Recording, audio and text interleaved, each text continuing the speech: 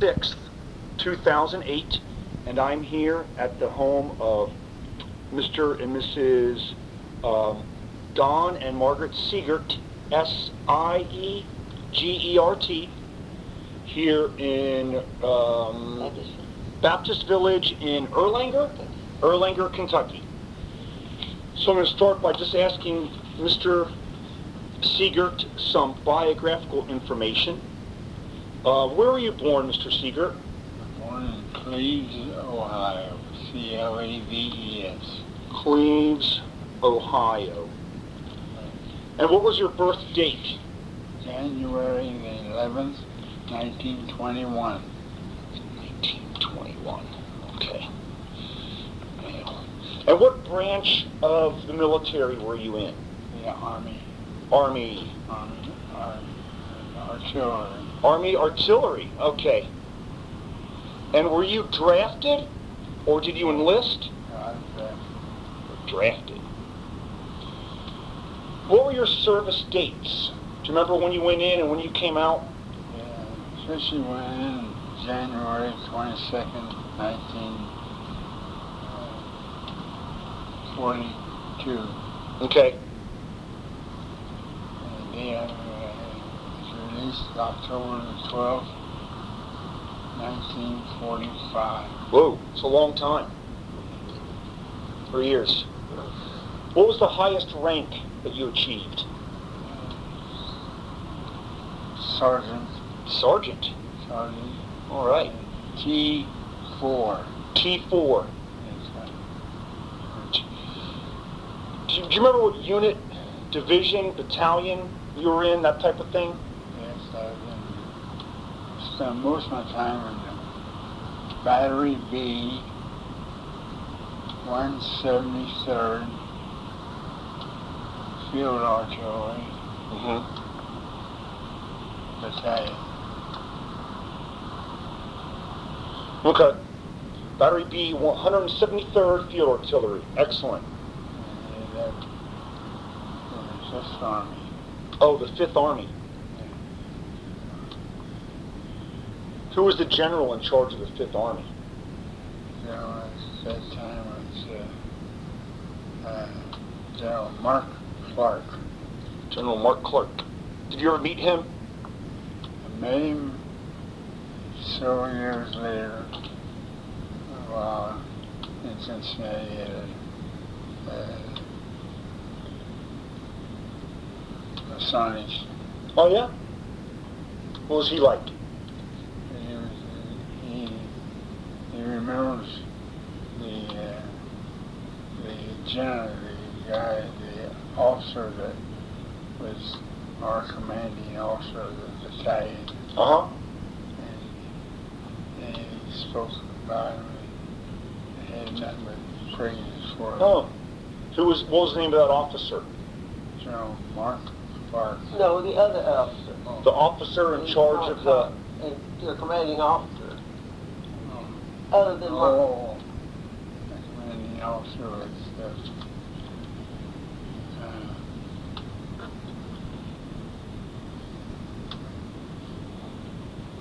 Did you put that in that on that machine over there? no. No. Let's see.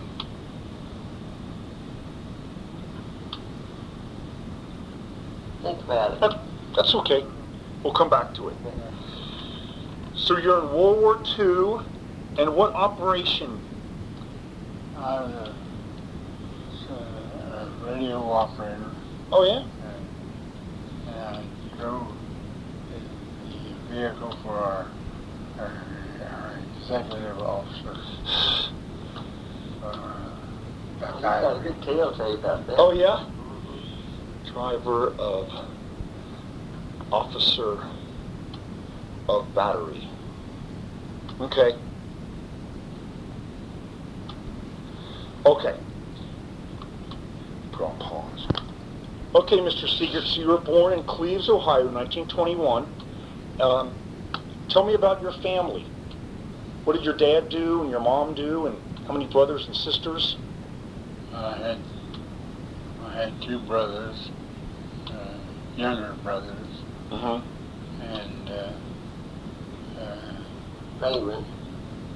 Raymond, and the middle one, and Robert, the youngest one. Okay. So there was Don and Raymond and Robert. That's right. And his mother and dad. Your dad's name was Joe's. And your mother's name? Oh, my dad's name is Joseph also. Mm-hmm. He had a different middle name, Martin. Okay. What's your mother's name? My mother's name was Maud, M-A-U-D. She was a Campbell. Is that right? Now, was your name Joseph or Don? Joseph Donald. Oh, Joseph Donald. Okay, I'm glad I got that. Yeah, because everybody knows him in school by Donald. That's all. And I didn't know he was Joseph till we married. And I had known him all those years. Is that right? Nobody ever called him Joseph J. But of course, when you go in the service or anything like that, they call you by your first name, Joseph Donald. Okay. I gotcha. Okay, so what did your dad do for a living? Oh, my dad worked at a railroad plant. He was the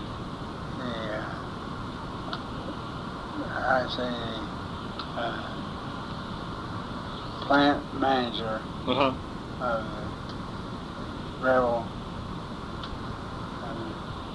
What's the name of the Sand and gravel. Oh. Ohio Sand. Sand and gravel. Is that right? Gravel. Ohio Sand and Gravel. I think I know where that is. It's out off of 128. Yeah. Right where 128 starts in Cleves. That's where the plant, the railroad plant used to be. Okay. And they finished producing. They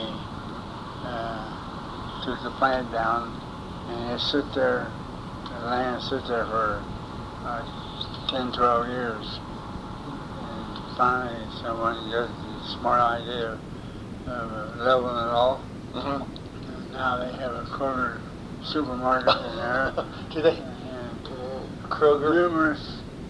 They never had a big, they had one in Cleves, a small Kroger store, but this is a big Kroger store at the corner of 50 and 128, and they have businesses all along there now, in a little town called Hooven is right up over there. Oh, yeah. And that's where Okay. Hooven was, where his dad's, the Sand and Gravel Company was. I see. On 128. Okay. So, tell me more about before the war. What was the name of your grade school and your high school? Oh my God! The grade school I went to was Cleves Elementary. Mm-hmm. And the high school was Taylor High School, and I graduated there in 1939. Wow, 1939. Tell me about your grade school. Was that a big place? Grade school was known as sixth grade. Oh, is that right? Grade, yeah. And then when you went to the sixth grade, you went to Taylor High School, 7th and 8th grade, and the 4 years of high school. Okay, I see. And what did you do in high school? Did you play baseball? That was my primary sport. I played basketball, football, Wow. track, and baseball. And I earned 3 letters in the sports: football, Uh-huh. Baseball. baseball, and basketball. Wow. It's track. Wow. I didn't make the track. I made the track team, but I didn't score enough points Uh-huh. to get an all-star letter. I would have got an all-star letter. Sure. You know, and, What was football like back then? Did you have a leather helmet? yep. Yeah. That was all. And pretty doggone rough, I'd say that much. And I'll never forget one of the games we played. We came over here to Big Cat. Dixie Heights. Oh, yeah. Big Cat's right down here. Yeah. We were in Kentucky. And it was before they merged Dixie Heights in with 1 or 2 other schools. Uh-huh. But the year we played them, we beat them. The next year, we were here consolidated schools. Oh. And I mean, they worked us very good. They really got even with us. They got even with you. Now, several years ago, the high school, he went to Taylor High School. The high school has what they call Sports Hall of Fame. Yeah. And he was voted into the Sports Hall of Fame. Oh, really? Yeah. Neat. Yeah. Neat. What position? I have a plaque here. So. Yeah. I don't know, don't where, because it's kind of... Oh, that's really neat, Mr. Siegert. What position did you play in football? Quarterback. Quarterback? Yeah. Wow. My last year, I got hurt, but I played anyway. They put tape on my ankle. Yeah. My right ankle was sprained. They tape me up, and I go out there and I give them my best. Give your best. And then you played, what did you do in baseball? Baseball, we had. I know you were catcher the year before. Oh, you're a catcher? I was a catcher my sophomore and junior years. And a freshman year, I was substitute catcher. By the way, he was the first freshman ever voted, allowed to play football. Really? First freshman. Was it? First freshman.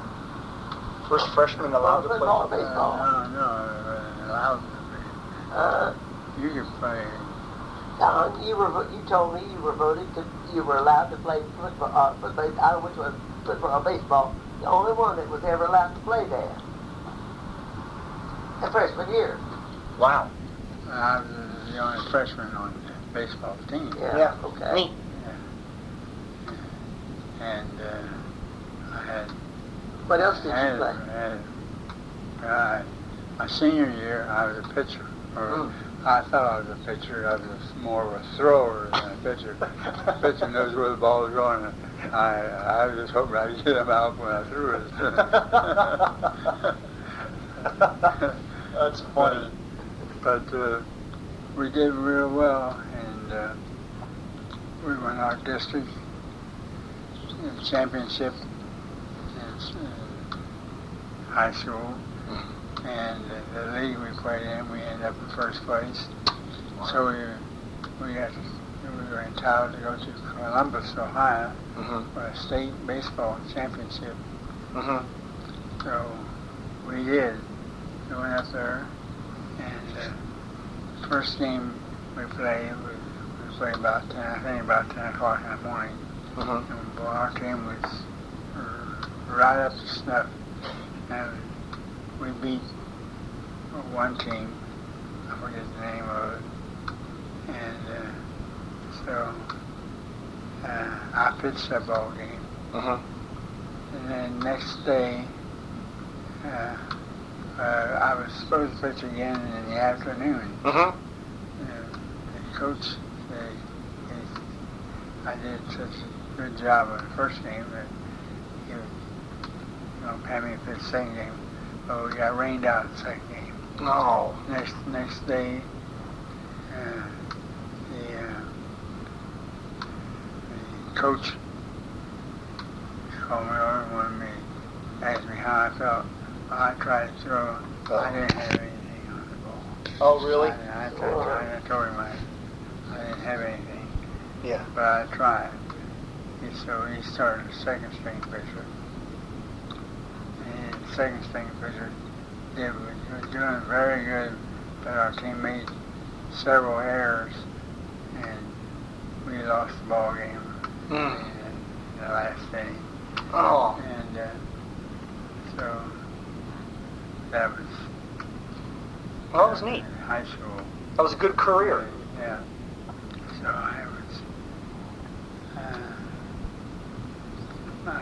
signed up to play for a summer pro ball club in our area. And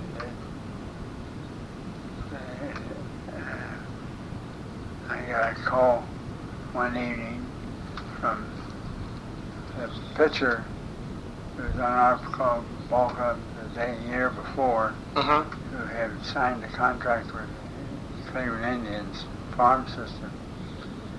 And this young fellow's dad called me on the phone and said he wanted to talk to me. So I went up to his house. He says, why don't you write a letter and find out, see if they will set you for a tryout on the club that his son was pitching for. Okay. His son was pitching for Logan, West Virginia, Cleveland Farm Club. So, and he says, you write a letter and tell them your qualifications and what you had done in school. And he says, maybe they'll give you a tryout. Sure. So I wrote them, and in less than a week I got a letter back to the ball club. Meet them in Ashland, Kentucky. They were going to be there for a 3-game series. And so I got enough money to get to Ashland. And I met the club there. And so I worked out with the club before the game. As soon as the game started, I had to get out, change clothes. I couldn't be sitting even on a bench. So we played a 3-game series, and after the third game, I was wondering what they were going to do. So they invited me, the club owner and manager, wanted me to fall back to Logan, West Virginia, so they want to start a 3-game series there against another team in the league. And I went with them back to Logan. They put me up in a hotel, the same hotel that several of the ball players are staying at. And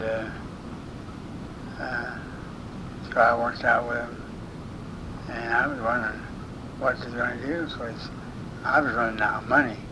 And and I had gotten further away from home. Sure. And my first time being away from home, I was wondering if I was going to get homesick.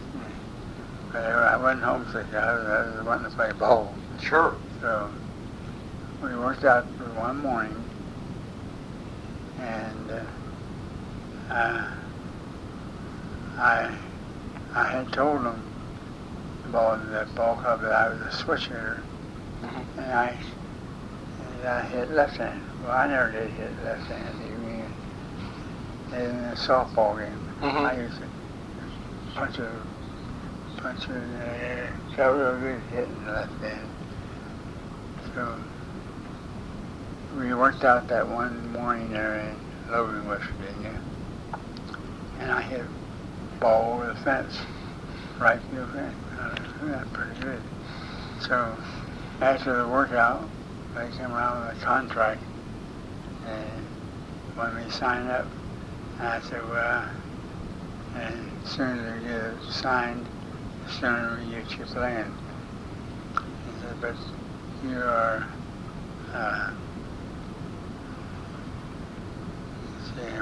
I was 18 at the time, so they said my parents had to sign the contract.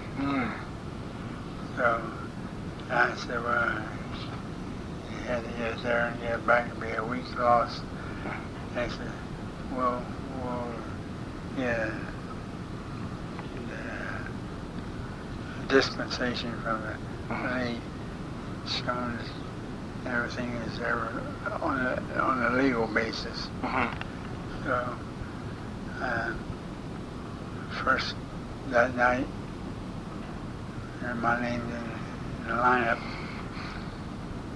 First time up, a big right-hander from Huntington, West Virginia was pitching against us. And first time up, I grounded out to the first baseman. Next time up, I hit against the fence in the outfield, 2-base hit, drove in a run. All right. Next time up, bang, over the fence I went. And here I never even bad lieutenant, even in high school. What a great story. And so next time up, I drove in 2 more runs. Mm-hmm. So we lost the game 5-3. I drove in all 3 runs. And so it looked like I was pretty well Yeah. How set much for it. did you sign for? Ellie? I signed for $60 a month. Wow, 16 months. That's and that seemed like good at the time, but really it was. Because some of the players I was playing with and against, they were in the 1-200s. $1 a month, Yeah. But I was playing professional baseball. Yeah, yeah. That was the Indian organization? That's really neat. Even in. So at the end of the season, I ended up at 321, and so the next spring I was back with the ball club again, and they had me all lined up for figuring that I was going to be one of the members of the ball club, which I did. And I played the outfield again. Mm-hmm. And I had another good year. And I was back with the same ball club again. I was wondering, well, am I going to ever get away from this one city? Yeah. But I had a pretty good year. And during the season, 1942, the center fielder for the Charleston, West Virginia ball club, which is a Cleveland Farm Club, was drafted into the service. And so they sold me to the Charleston Ball Club, for a certain amount of money plus 2 ball players. Mm-hmm.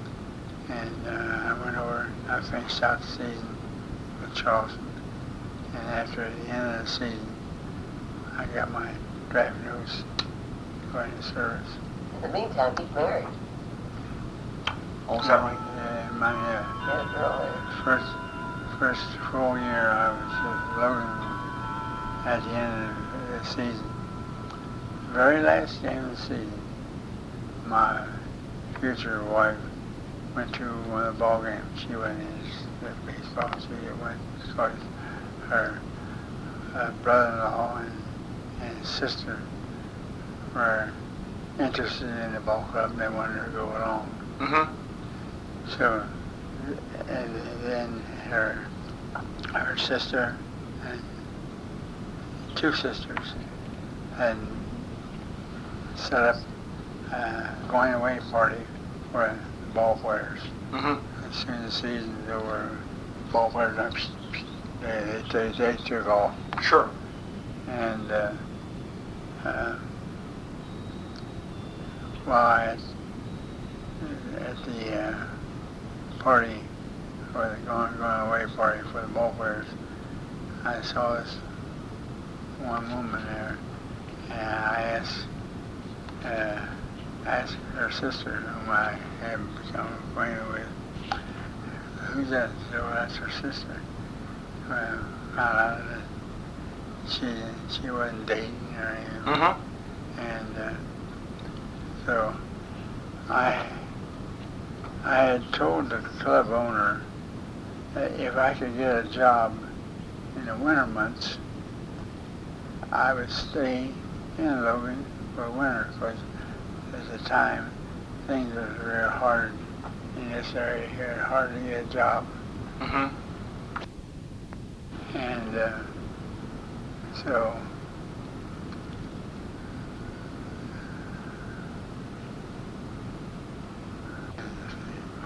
my train of thought No, you're doing great. kind of slips at times. But Well, did they hire you? when did you go to work for the mine? He worked for the mine.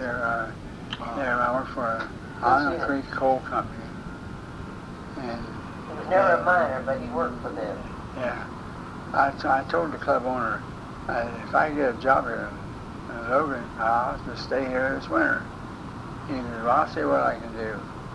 Well, he owned a mining machine repair shop. And he had a good friend of his who was a manager for the Island Creek Coal Company machine shop, repairing mining machines. He says, tell Whitey, he called me Whitey, nickname. He said, tell Whitey to come up and I'll talk to him. So I went to this guy's office.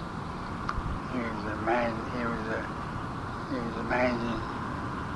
manager over repair work on the mining machine for Island Creek Coal Company. So I talked to him, and he said, well, it looks like all you got to do now is pass the physical, and you can start to work. I said, I'll tell you, I would like to go home, spend a week or 10 days before I start to work. He said, sure. So as soon as you come back, come on up, you get your physical, and you get started to work. So I did. I went back to my home, spent 1 week back to West Virginia. I went, and I passed the physical and started working in the machine shop. The only thing I was doing were the mining machines, not mining machines, were the lathes and drill presses, mill machines, where all the chips were on the floor. And that was my job, to keep the machines clean, the floor around the machines, and rather not strenuous. But I worked there 6 different times. I went to, in the spring, I go play baseball, leave the shop. In the fall, I go and see if they had a job for me. They'd always put me back to work. And, Became a master machinist there. Is that right? No, not there. A little further on. Yeah, well, that's fine. And when you started? Yeah. And I picked up the work pretty quick. And so they were more apt to put me back on again. I was working on a second shift one night in the summer. And the year I stayed out professional baseball, I couldn't get together with the Organizations. yeah, the Milwaukee organization. I was a part of Milwaukee's Farm Club. And I couldn't get together with them on a contract. Now, wait just a minute. Is this before you went to service or after? Before. Okay.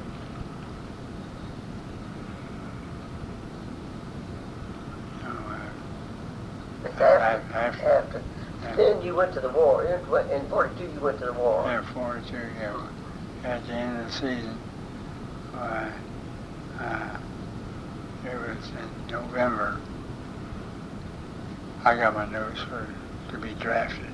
And November of 41? No, we weren't even at war then. November of 42. Yeah. 42. And so, Then start from there, tell me about the service where you went. Then you can tell about the ball thing later. yeah. Yeah, tell me about the war now. Okay. Boot camp and all that I stuff. I got the notice to be for physical exam in Huntington, West Virginia, to see where I was eligible to go into service. There was 4 bus loads from the Logan area Mm-hmm. Those who are going to be examined for the physical during the service. So on December the 22nd, 1942,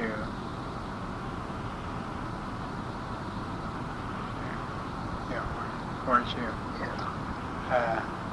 took the trip to Huntington, and I passed the physical.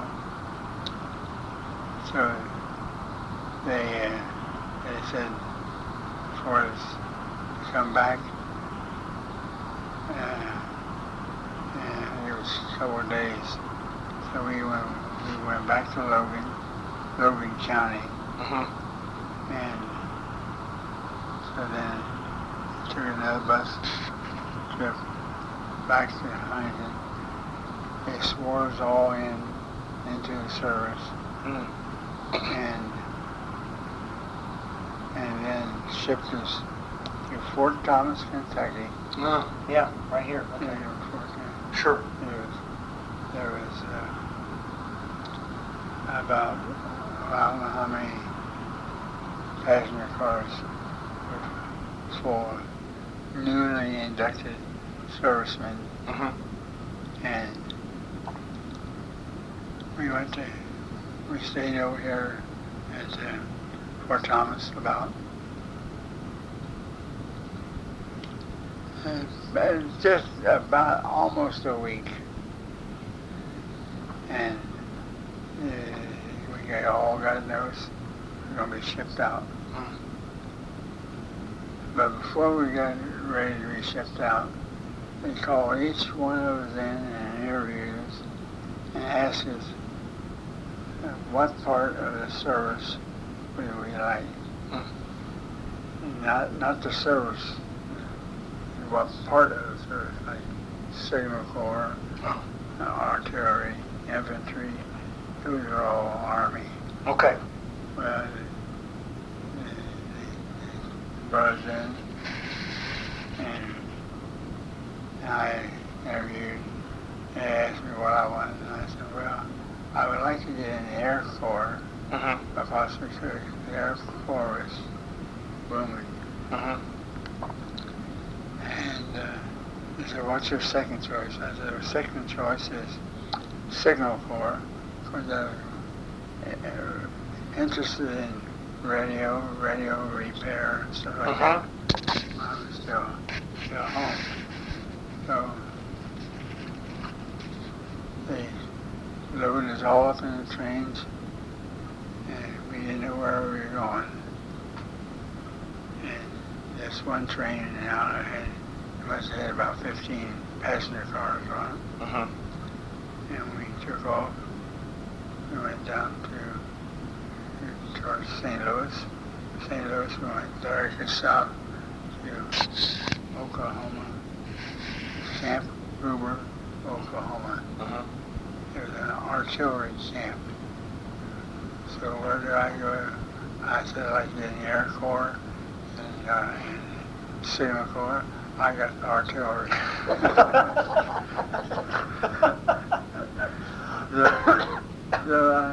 So I thought, well, it could be worse. I could be one of those what's called cannoneers, picking up those big old heavy shells and putting them in their guns. So I learned how to operate the military radios. And they even showed us how to adjust them in case we were out in the field. We couldn't get the signal that we were needing to get. We could do a lot of adjusting. We learned that. And so we started basic training. Oh, okay. In Oklahoma. Yeah, Oklahoma. The 177th Field Artillery Battalion, no, regiment. There's a regiment there. There was 2 battalions to a regiment. So I took my 6 weeks of basic training.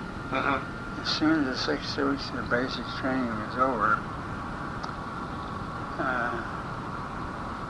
they said they were streamlining the units. Instead of being called the 173rd Field Artillery Regiment with 2 battalions, they called it 173rd Field Artillery Battalion, 985th Field Artillery Battalion, made two battalions. So they were independent then. Before, they got orders from the headquarters of the 2 battalions. Now they have, each battalion had its own headquarters, and it was more versatile. Oh, okay. To move. Yeah. And we took our basic training, six weeks of training at Camp Gruber, Oklahoma. What was that like? It was bitter because it was all in the spring months. But we got there in January in Oklahoma, and they said that was one of the worst winters they had, and we had to get out and make long marches, hikes, whatnot. And there's guys in our outfit that we walking and we ride, and we passed some infantry outfit. Every guy's a mustache and maybe frosted. Really? Yeah. I didn't know it got cold in Oklahoma. It got plenty. They said that was one of the coldest winters. Down to 13 above. And it was cold, but we still had to get out and do our daily marching. And What else did you do? Practice firing weapons? you practice firing the can, simulate. They didn't have the shells. They had to send the shells overseas. Oh. The outfits they were fighting the Japanese and Germans. All our ammunition was going out there. We have simulated fire drills and everything but fire. Maybe we go through the simulated part and have one shell to fire. Oh. Shoot out there. We didn't get our rifles, so we used broomsticks. Wow. For rifles. So we got overseas. When we got overseas, then we were issued a rifle. 94. So this was January of 42 or 43? 43. Or January of 43. Gotcha. What was the food like there at basic training? A lot of mutton. You never eats mutton now. A lot of mutton? Mutton. Oh my goodness. And lots of times they said mutton. I said, I'll take anything else you have, but there wasn't anything else to be had. And we,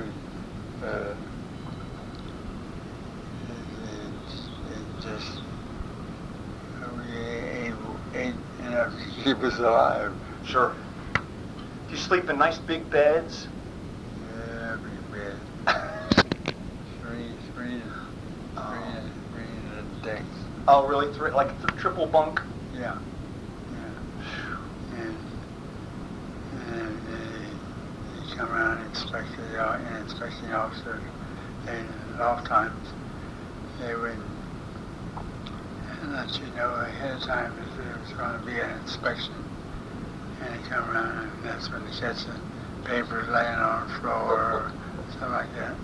Oh boy. Did you get in trouble? Trouble, plenty of it. What would you have to do? Were you punished? Pastor last time was taking knives, cleaning the dirt, dust, and whatnot, the cracks of the boards. Oh, mercy. Washing all the time. You see guys all over the floor. Oh, man. Or if that wasn't enough, then close order drill gets you out. You march it back and forth, up, down. Then you get you pretty well worn out, pretty well disgusted with the whole situation. You were wanting to get into combat. And you get the whole thing makes you so aggravated at the type of living that you experience. That actual combat would be well. Oh, yeah, okay. I guess they did that on purpose. Oh yeah. Okay. Yeah. I see. So then what happened after basic? After basic, we were going to maneuvers. And maneuvers is just like simulate battle. Okay. And so we had to travel from Camp Gruber, Oklahoma, all the way down to Camp Hope, Louisiana. Okay, I heard of that, yeah. And we go down to Camp Hope, and on this maneuvers, you have two different combat teams. Like a blue team and a red team. And you fought the battles between the two outfits. We got down there, about the second day we got down there, they said we're going to go on maneuvers the next day. And so we got all ready. We went on those maneuvers. I don't know who won that day, red team or the blue team. And they come back. Guns that didn't have any ammunition to fire, we had false. They were being able to see how fast they could set up that gun and fire. Okay. And we had 4 guns per firing battery. And these are what's called long toms. We shot the longest distance that any of our land artillery would shoot. What was the distance? 14 miles. Whew, that is far. Yeah, 14 miles. But the thing is, when you fire extreme range, the accuracy lessens. Okay. The further you fire, Sure. the less accurate they were. And but we always, when we found to have a target to shoot on, they would shoot smoke shells. And they would say that's a piece of artillery here. They shoot, and we got, say, 4 guns over here. A shell. We see how close we come to that. And then they could judge where that shell landed. If this gun had been moved a little bit. Yeah. Okay. Fascinating. Yeah. And they could pretty well bring shells in until the guns were getting wore out. Our guns had 7 barrels. We wore out barrels shooting. Wow. On maneuvers you did? No. In the... During the war. Okay. But I'm jumping ahead. That's okay. And what did you, after you finished Pope, what did you do? After the maneuvers? The next day we were supposed to go on maneuvers, and it says, all maneuvers finished. You are alerted for overseas duty We didn't know where we were going or anything. Were you scared? No, I was relieved. Knew that we had to walk a lot of guard duty and things that, to me, were helped win the war. Discussion of it. Sure. You were just marking time there. Yeah. Yeah. So, on a train, we got everything all squared away for San Francisco, Louisiana, and we were boarding the train there. We didn't know where we were going. There was about 22 passenger cars on that train. And we started north. We said, well, we know we're going north. We got past St. Louis. We were still going north. We didn't know which way we were going to be going, west or east. We finally got to Chicago. And I remember we stopped in Chicago and got water. And we had to keep the blinds down in the passenger cars because we didn't want anyone looking through and seeing. See what they were doing. And we finally took off from Chicago that same day and started east. And we knew we were going to go to the East Coast somewhere. So you're back through Cincinnati again? We bypassed Cincinnati. We went north of Cincinnati from Chicago, and it was through Dayton, and we went to Pittsburgh. And we got to Pittsburgh, and they hooked us up to these electric engines. We didn't have any electric engines. West Pittsburgh is all steam locomotives. Oh. And they hooked up this electric job.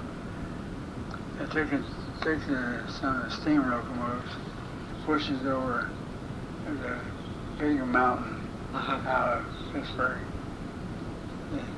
That they had to push these freight trains, passenger trains. They pushed them over. Once they got them up on top, then there you go. And went through Altoona. I remember going through Altoona. And we went to on the way. We were going, it must have been 60 miles an hour, and there was more than that on this train. And you're looking around the curve, you see that electric, had the wire up against it. They're running off power off the locomotive. And all of a sudden, boy, the brakes hit on the trip. What the heck's going on here? Boy, they came to a dead stop. We looked up ahead and there was smoke coming out of one of the cars up there. And we still didn't know what it was. We finally got everything all in order again. The first thing we took off. We thought we were going fast with that electric locomotive. That thing was flying. I mean, he was making up time. He had to be someplace at a certain time. So then we found out what it was. One of the cars on the train, but there was more than one that had their own kitchen. And a fire had started in the kitchen, and they had to put the fire out. That's the reason they slammed the brakes on and everything. But we kept around going, and we didn't know where we were going. So we pulled into an area, and it was Camp Kilmer, New Jersey. And so we knew we wasn't going to be there long, but we didn't know how long it was going to be. So we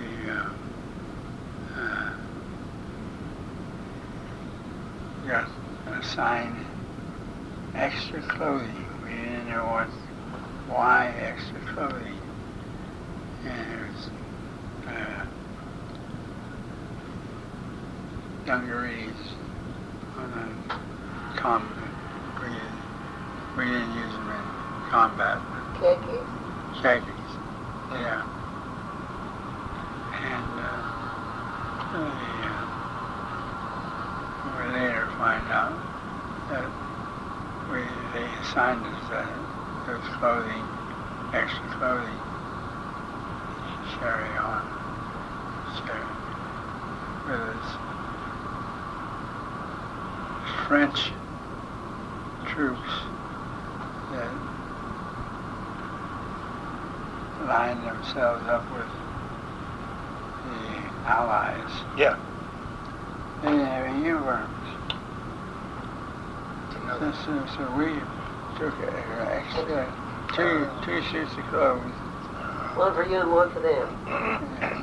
Is that right? And took them so they would have uniforms. And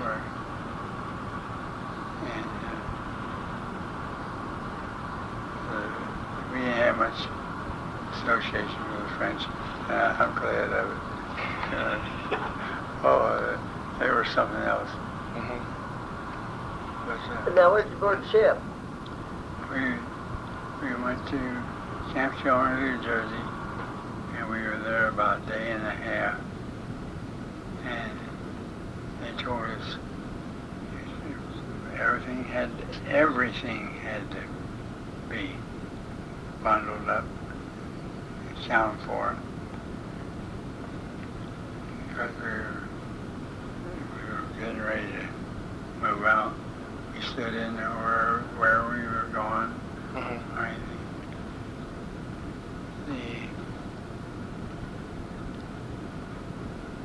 The train that picked us up that night had all the blinds down. They didn't anyone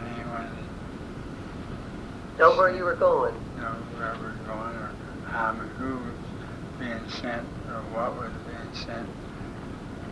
So we went to Staten Island, and then we took a boat, Staten Island, over to this big ship dock. Here's a big passenger liner.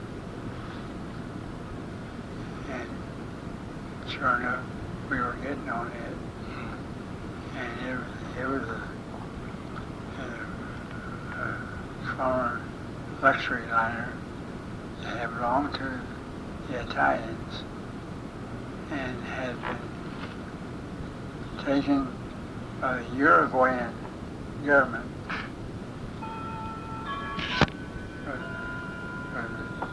They were, Uruguay wasn't in the war, but they took this passenger liner over, sold it to the United States, changed the name of it to USS Monticello passenger ship. It was a former luxury liner factory ship. And we got aboard that, went through, and it had a side door right on the side of the ship. They slid the doors back, and we walked up. And each guy, they would say, Siegert. You say Joseph D. And they were checking everyone's name on that list. We got aboard the ship, and by morning we were moving out of the dock. And that ship was filling up fast. We got out of the dock and we started down the coast of the Atlantic coast. And still not knowing where we're going or anything about it. Later on in the evening, there was several other ships following over. They were all moving together. That night, we got up at night.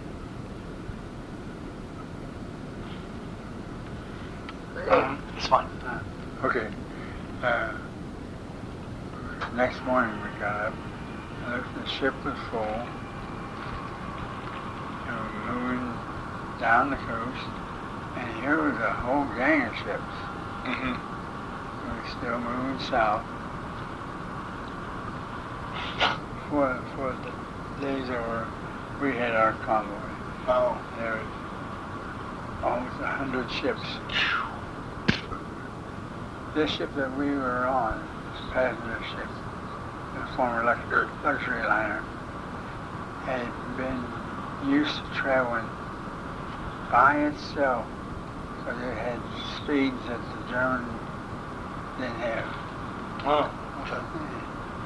And it was the first trip it had made in a convoy. It was the main ship of the convoy. We were dead nuts in the center. And every 7 minutes, you turned direction. Is that right? Every 7 you go on board, look out to the right. Boy, they're way ahead of us. 7 minutes later, they were way behind us. Just like Yeah. going across. And they're a very nice ship. My thing is, they had 5 levels of Bunks? bunks. Oh my gosh. You turned over on your hip, on your side, and the guy below you was on his hip. You were bumping hips. Was it like a hammock? Yeah. Oh my gosh. And, Everybody probably snoring in there and everything. oh yeah. Sick. Yeah. Sick. And we had portholes, but we weren't allowed to open the portholes for no reason at all. None. That ship was traveling dark, all blacked out. And the convoy was traveling that way too. We take showers. The showers that we should take with seawater. And salty. Oh, and I dread that. Trying to take a shower. Doggone seawater. It's terrible. What was the food like? Food wasn't so hot. But it was a luxury liner. I thought it'd be really good. Yeah, it wasn't treated like luxury. It was treated as a troop ship. That's why we got rock bottom. How long did it take you to go across, and where did you go? Well, we were going down. We still didn't know where we were going. They kept trying to keep us. Each day you had exercise time, that period of time for exercise.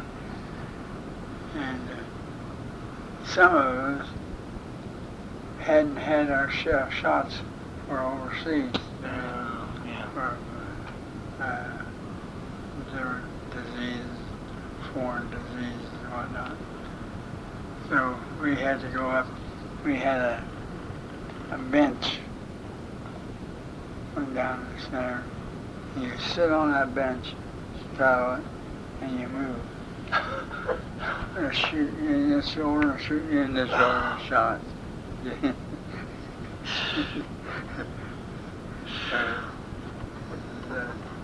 But as we were going across, a I guess about 5 or 6 days out, all of a sudden, our ship, which is like this center of a hub, our ship dropped out. It just kept going around, around, around. And they assigned 4 or 5 destroyers. They were destroyers. Stay right with us in case we were attacked. And so after several hours,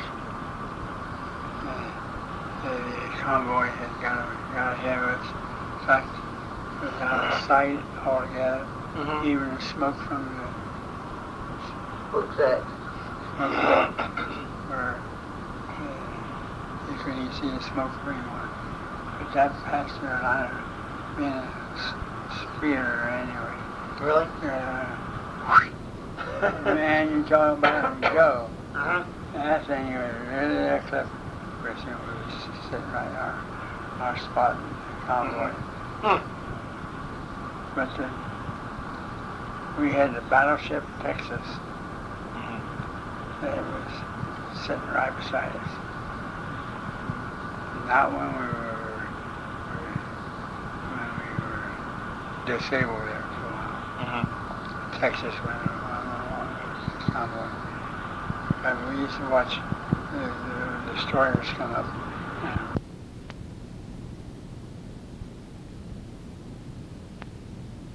Fuel and they take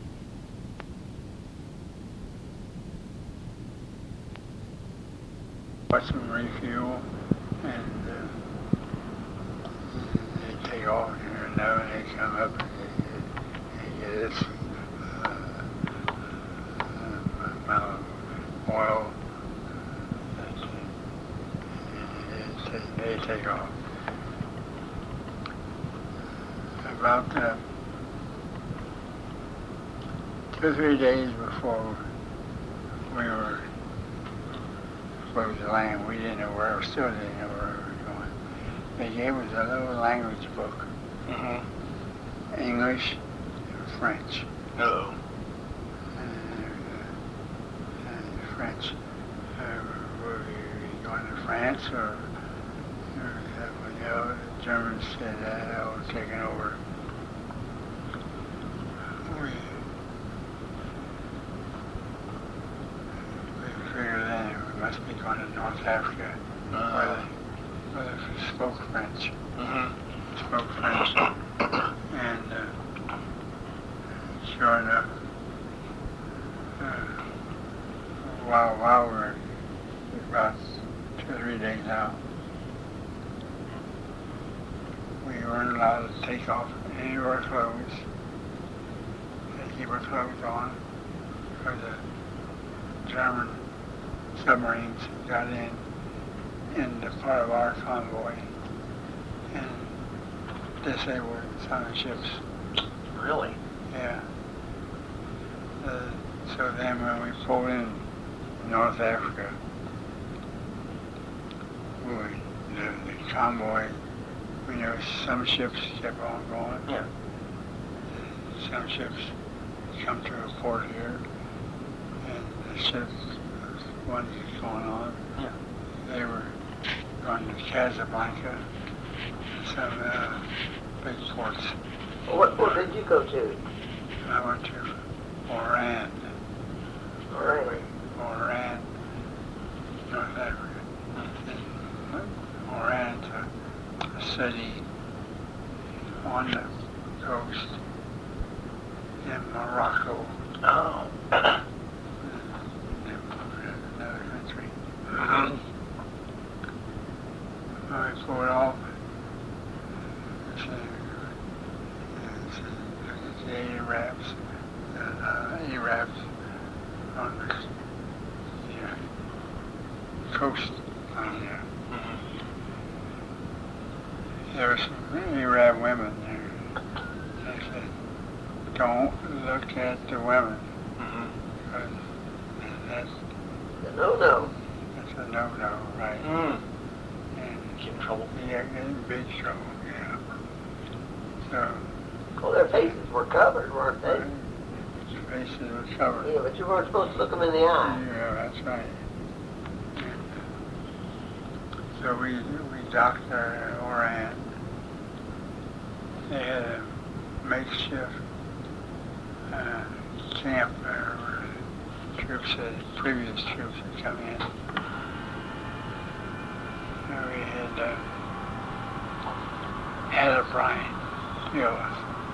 Mm-hmm. We had to take the head of brine kill us because the water was so bad. Okay.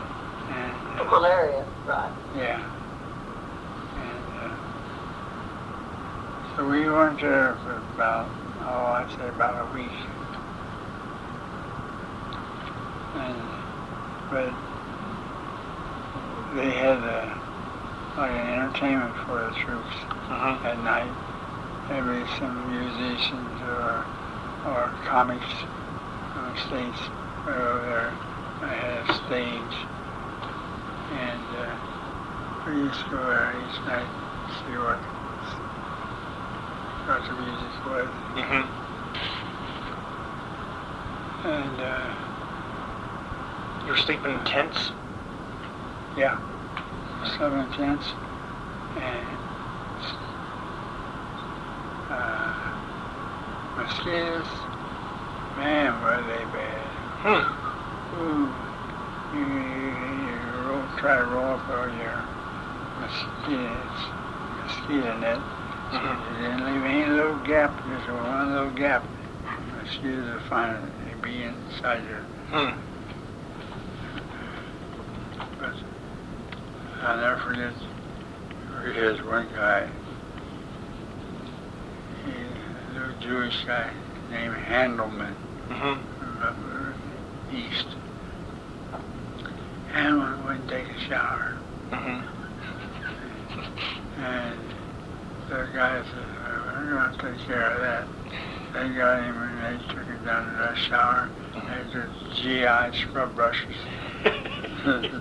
Those scrubbers, those guys get their butts in a lot of trouble over that. But everyone knew that Handelman was at least out of bad.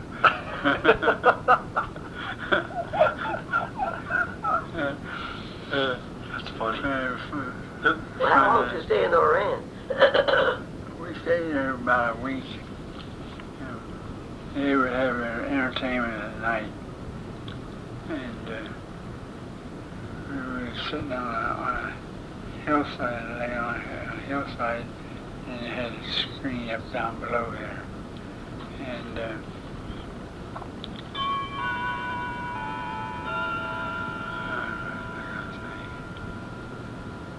A movie screen down there? yeah.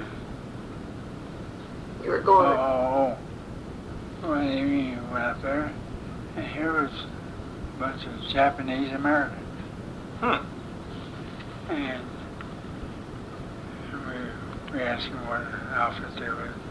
They were in the 442nd Infantry. Well, the 442nd Infantry, they weren't a division. They weren't a regiment. They were a battalion. A battalion is smaller. A division was around 12,000 guys. The regiment was about 3,000. And the battalion was around 1,000. Okay. Battalion or a company. I mean, a company, called a company. Sure. And so we made friends with them, talked with them. 2 days later, we didn't see not one of them around anywhere. We asked what happened to them. And they're on their way. And they got them on the way in a hurry. They were going to be an invasion of southern Italy.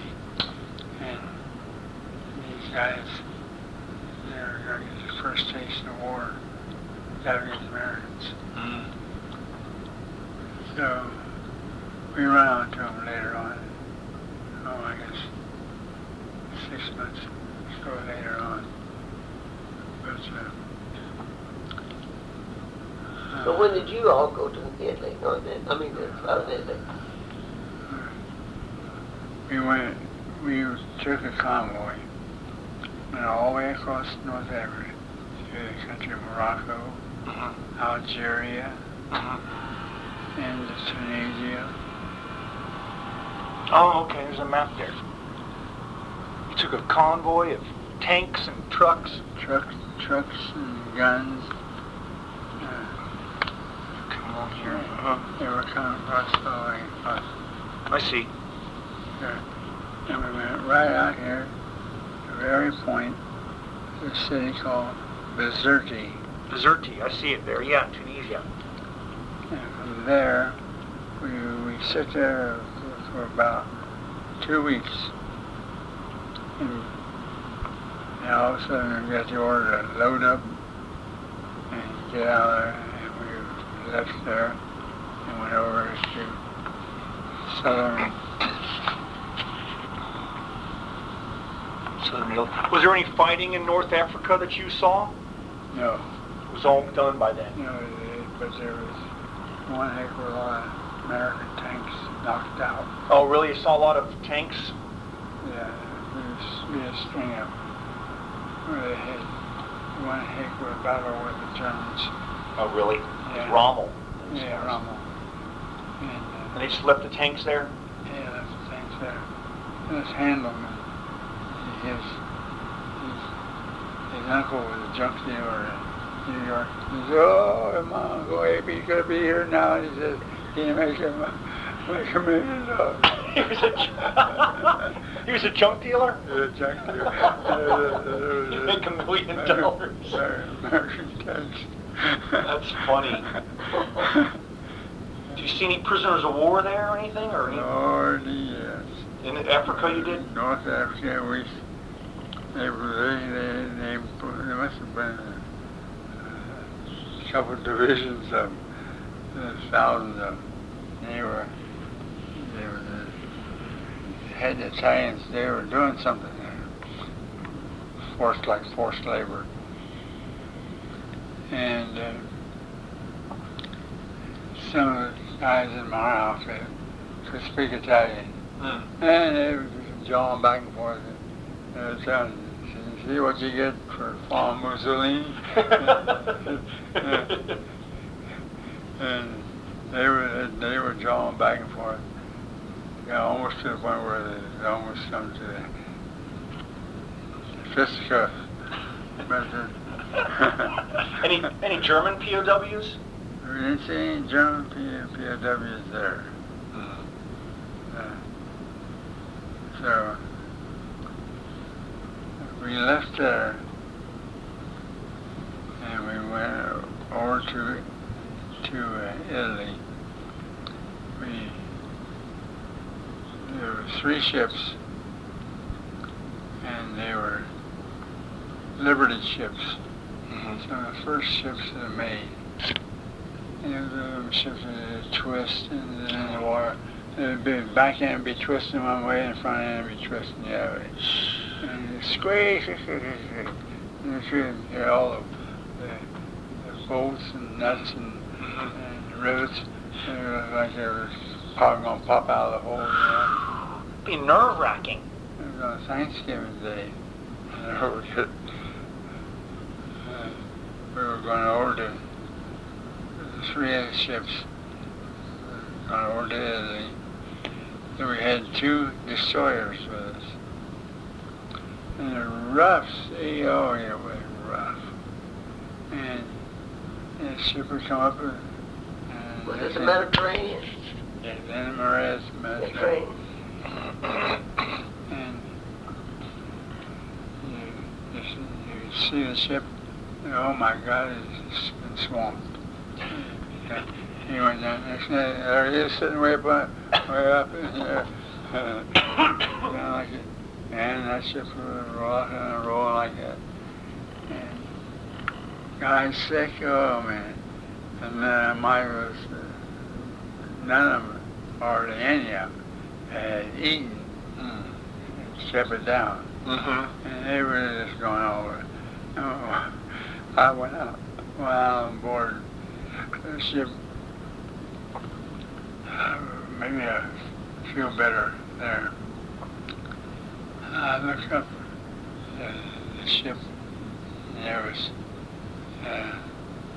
2 or 3 Italians there, and some British. We had some British troops on the ship, and watched these British and Italians. They were up near the front of the ship, and the ship was rolling and on. I was looking up there. I noticed one of these guys vomited over the board. And just about that time, it was 2 or 3 of them vomited overboard. The wind picked it up. Threw right in the faces of all of them. Oh. Right in the faces of all those guys. Awful. Oh, I get my butt out of here. I went down and got on my bunk, got my cot, whatever you want to call it, and I laid there. It came time to eat. I bypassed that. Downstairs on that ship, they had barrels, and the guys vomit in the barrels. What a stinking mess. None. I was glad to get to the land. Yeah. Were you attacked at all by the air, Luftwaffe, or anything? Or? No. The British and American Air Forces are pretty well dominated the skies. Okay. Most of the time, not all the time, most of the time. But So you landed in Italy? Where'd you land in Italy? We landed in Italy. We landed in Naples. Oh, Naples, right there. Yeah. Napoli. Naples. Napoli. Mm-hmm. When we pulled into that port, it was full of ships sunk. Really? Germans sunk those ships, so they couldn't use the port for delivery. Oh. But the American and British ship directors, they drove around these sunk ships. Some ships were sunk flat, some were on their side. Mm-hmm. We pulled into the port and they got us wheeled in there. And we started leaving our ship. And we had to come on across some planks to a ship that was sunk, laying on its side. And the boards come out. And that's where we walked down the side of the ship, down to some more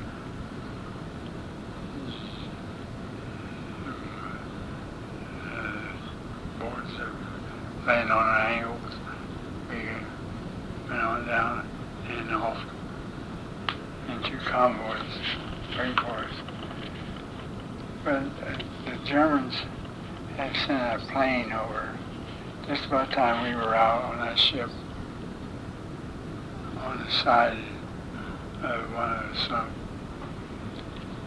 And they cranked the siren, the sirens went off, and they told us to get back on ship again.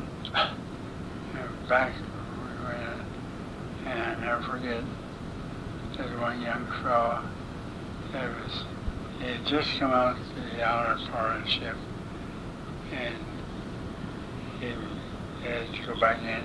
and he fell from the top of that ship to the bottom of the ship. About at least 5 layers or so. He died. Oh. Yeah.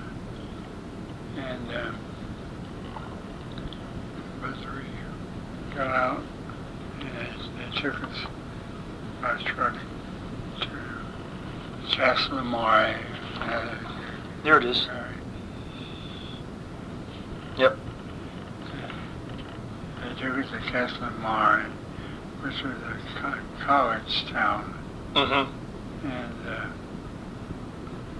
we didn't know how long we was going to be there or anything.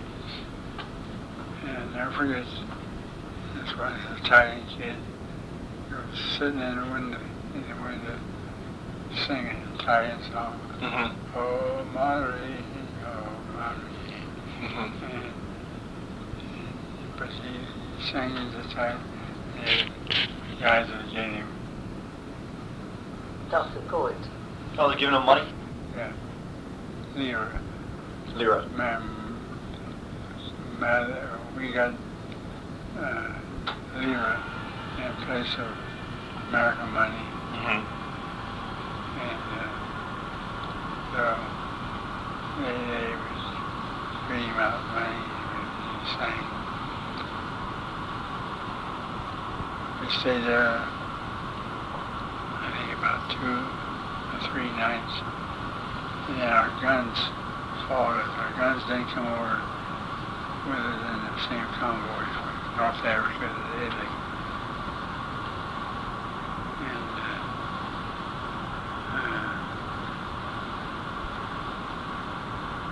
we got our guns, and there, what had happened, we have prime movers. Mm-hmm. They have 7.5-ton Mack trucks. Mm-hmm. I mean, you had a ladder, the end of the truck on the top. And found out that when they load those trucks on those ships, they picked up hooks in the back of the truck, hooks in the front of the truck. They picked them up and they bent in the center. Really? Bent in the center? All our trucks was prime movers, couldn't use them. They were shot. Mm-hmm. All they used for parts. We had to wait to get new trucks in. They got new trucks.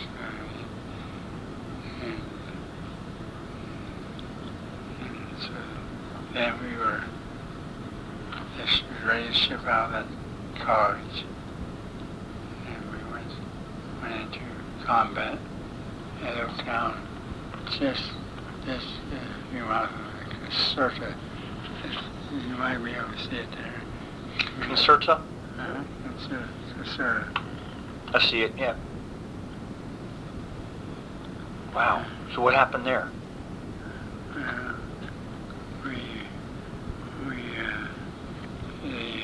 The lines are just a little bit, maybe about 4 or 5 miles Mm-hmm. north. There it is. Caserta. And it's right in there. There was, of course, everyone was green as grass. Uh-huh. No one knew about combat or anything. So they shipped us to a little town called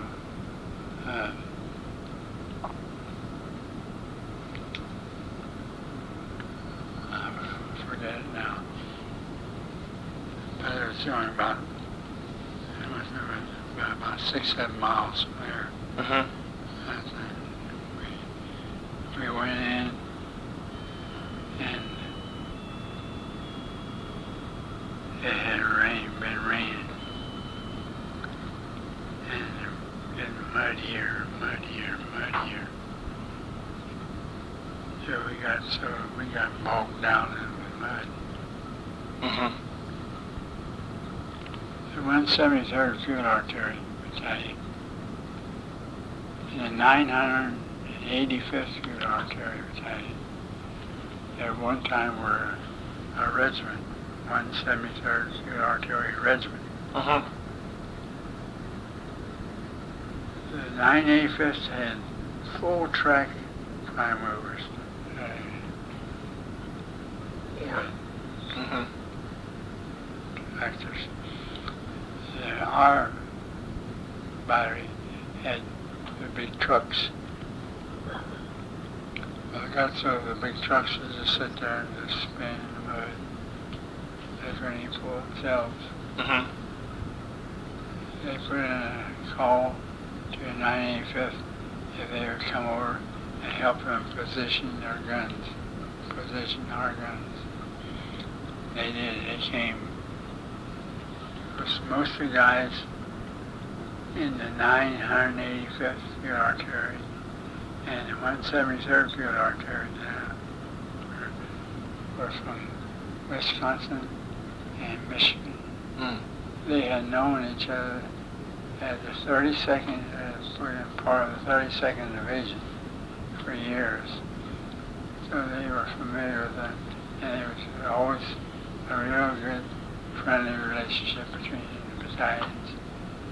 When they split, of course, they split the battalions up in Oklahoma before we left there.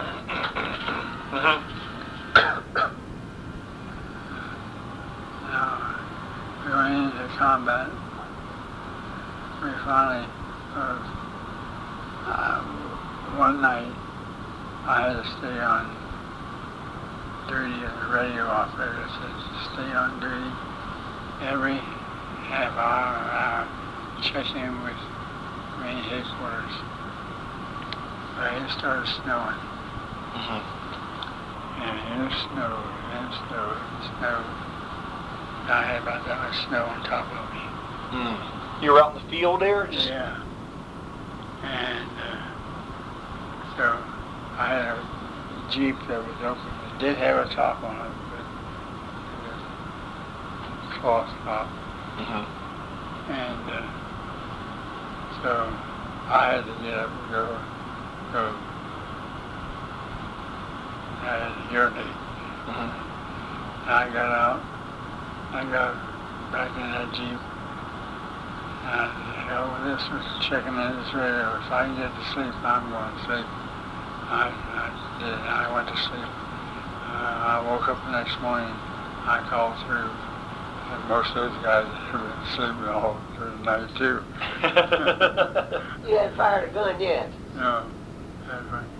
Well, I'm sitting there while we were right there in that area.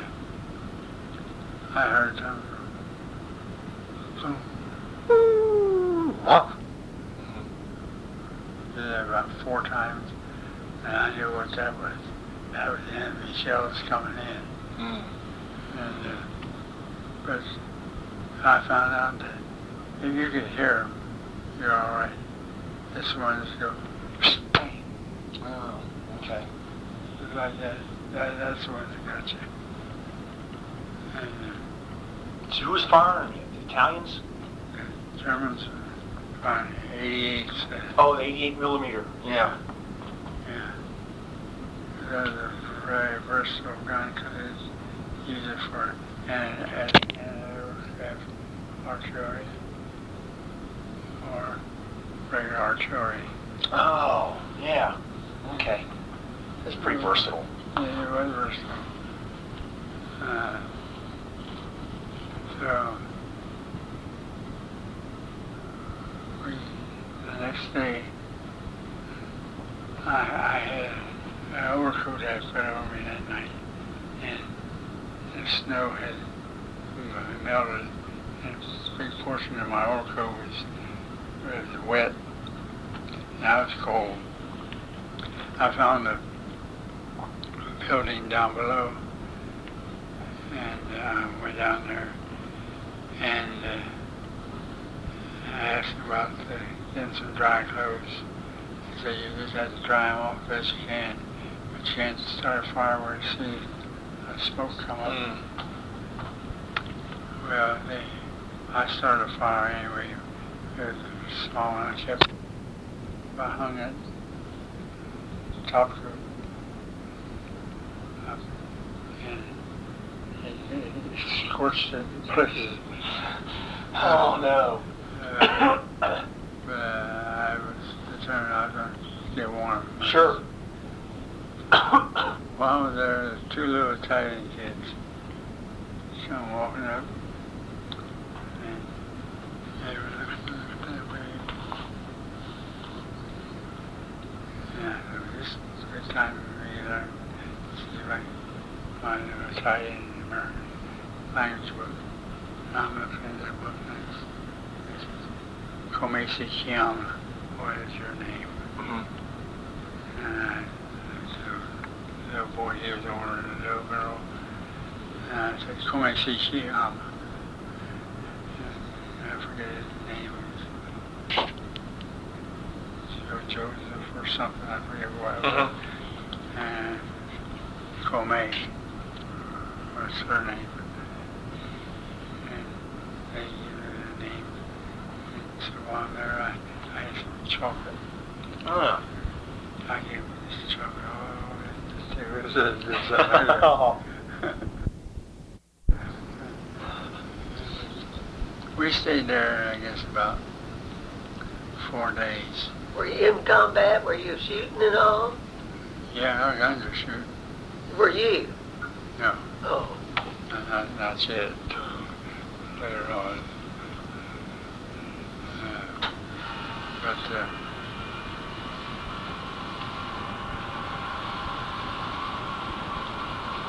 while I was there, I heard a shell come over and explode. And I heard them screaming going on. And shrapnel, a German shell, 88, and killed his father of a family. They were still staying right there in that area. They didn't move out. But when we moved out of that area, we moved into an area that was not far from Circle. And it was in the mountains. We got up there in the mountains, and it snowed. Snow and ice. We flew in this area. Figured out where the position of our guns, A battery, B battery, and C battery. Each battery had 4 guns.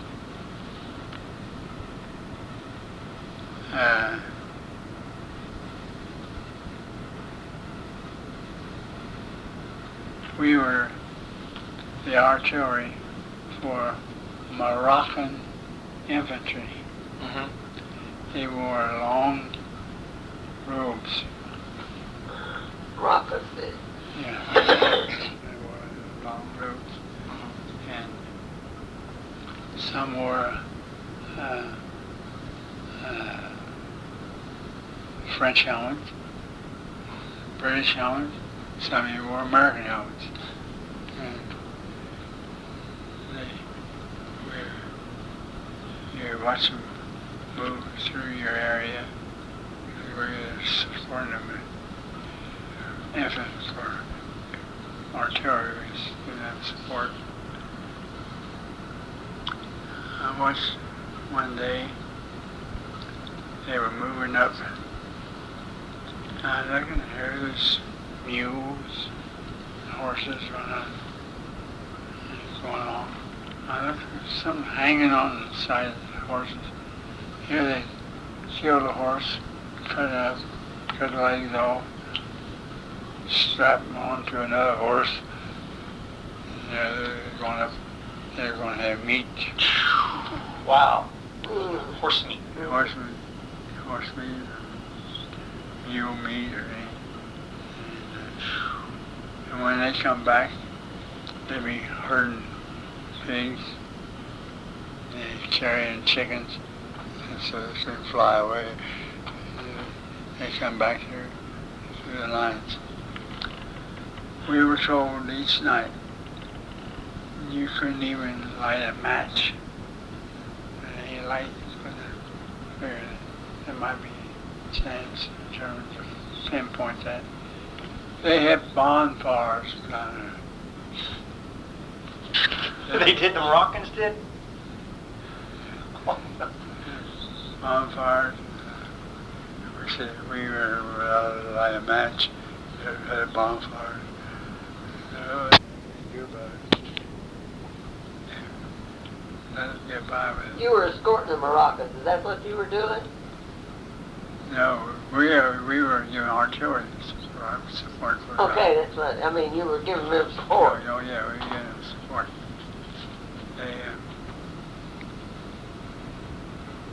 They were some weird dudes, I'll tell you. They moved some French artillery in, and they were 155 howitzer. Ours was 155 millimeter long range gun. Mm-hmm. Theirs was 155 howitzer. Actually, they used them in World War I. Mm-hmm. They moved in. We were never allowed to have more than 5 rounds of material by our guns at a time. We were afraid a shell hit there and cause a reaction. Yeah. These French, they would stack them up to head high. And once in a while you watch it, you're going to go, boom. And their artillery was sandwiched in between ours. Yeah. First thing you hear, boom, and next thing you know, blah, blah, blah, blah, blah, blah, blah, blah, blah. You hear the officers of these Moroccan troops were French. Mm-hmm. And they were coming out there and telling them they weren't supposed to be firing the guns. They just the Moroccans go out there, they push a shell up in there, a big powder charge, pull the lanyard around, the breech block around, pull the rope, boom! As long as they shoot them out in German hell, occupied that land. As all those French and Moroccans there, they were taking care of the war effort. No specific target, or how close they were coming to. This was fired randomly. Yeah. If a Moroccan soldier, if you come up to him, he'd be you'd try to talk to him best you could. If you asked him to see, they all carry knives. Carry a knife. If they carry that knife, they had to cut, bring blood on you somewhere before you left. Why? That's their belief. If they showed you the knife, they'd have to cut Yeah, you. that's right. Oh. They cut you somewhere. Wow. We were there about 2 weeks, I guess, maybe a little bit longer. Then we come back down and back over to another area that we were supposed to be servicing. What were you doing the whole time? Radio? Yeah, radio. Okay. Who were you talking to on the radio with? Well, once I had a fire mission with an airplane.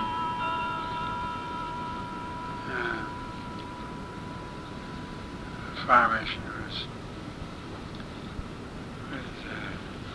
the airplane located enemy artillery, and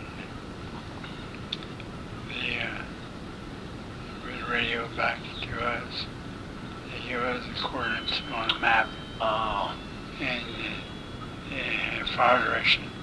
They could look pinpoint on the map, and they knew how much our guns had to shoot. Yeah. So you would get that information on the radio, Yeah. and you relay it to officer. I'll get it and relay it to fire direction. The officer is in charge of fire direction. And this is what you were doing that whole time? Yeah. Okay. That's my job. Yeah. And I remember once the plane was up and we were firing a fire mission. And I'm getting the information from the pilot and relaying it to fire direction. And they were firing. And so I'm listening back and forth conversations. And all of a sudden this major so-and-so fire mission finished. Chopped that pilot off of our observer, chopped him off in a hurry. What it was later found out was the Germans had 4 big telephone poles and had them all positioned like artillery. They were dropping shells on those telephone poles. Oh, really? Yeah. They were dummy, just fake? Yeah. And the thing is, they had fired on them before and found out that, and then this guy, plane officer, observer, saw those 4 telephone poles sitting down there like that. It looked like they was firing. They were, Yep. Clever. Fire mission cut off right now. So then you came out of the mountains, and what happened? We came out of the mountain and they sent us over to, we reorganized. They invaded Anzio, and there was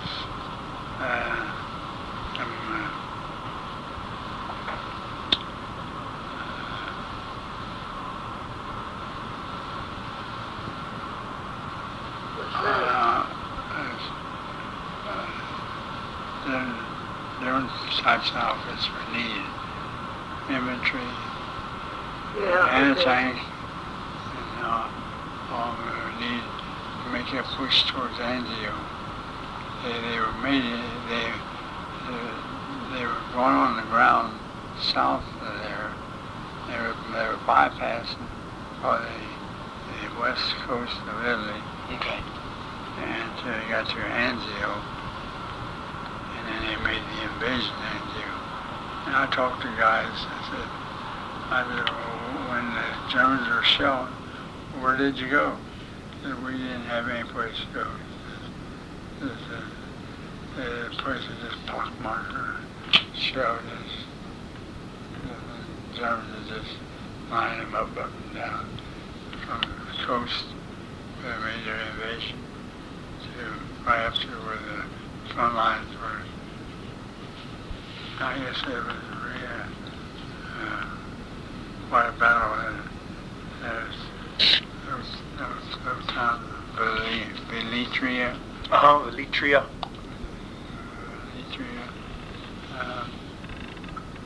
Let's see, that's I know they had some real battles of But you weren't firing any guns or anything? myself. Uh-huh. No, You were in the radio always. I was radio. I fired again. But all your unit was firing, is that right? No, They weren't? some guys never fired again in the whole war. What were you doing? Sure. No, wait. What do you want? Maintenance people hadn't already picked them up. Well. Already made I'll that. get them after a while, okay. We're up in the mountains. Mm-hmm. We moved down now the mountains. The snow and everything. Oh, what? We're down. We sit there down in lowland about a week. And then we moved into the lines again. And where we were, there's all kind of fruit on trees. Oh yeah? We lived over the mountain, the snow, come down, sit about a week, move over and if fruit hanging on the tree. Did you get to eat it? Yeah, eventually you did. And it was ripe while we were still there. But, soon have my head chopped off just to live like this. 10 solid days. Just eating the fruit off the trees. yeah. And we then,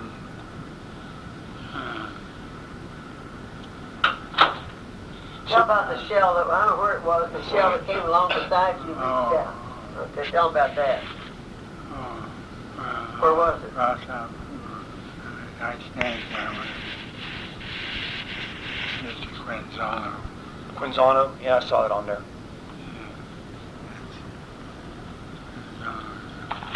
Quinzano. Is it on there? I thought I saw it somewhere.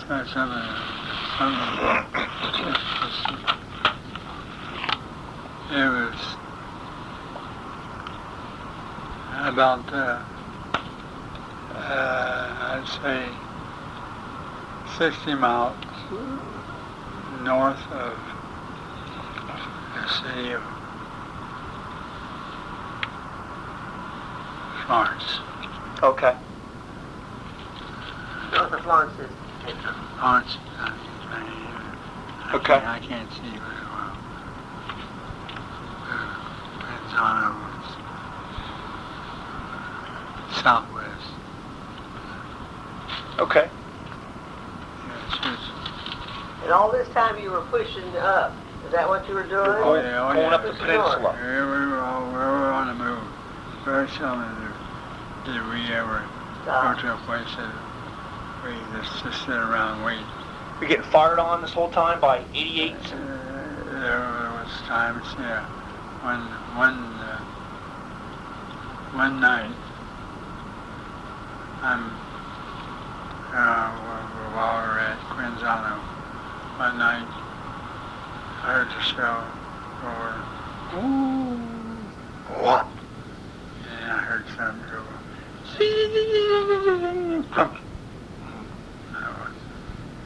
I heard a couple of those, and I knew what it was. The Jones were shooting high bursts. They knew how long it took that shell to get to a certain position when it could explode in shell fragments, like anti-personnel. Mm-hmm. And I'm sitting there writing a letter to my wife, and I had my Jeep right beside the tent, and had wires running from the battery over to headlight bulbs, blackout lights. Mm-hmm.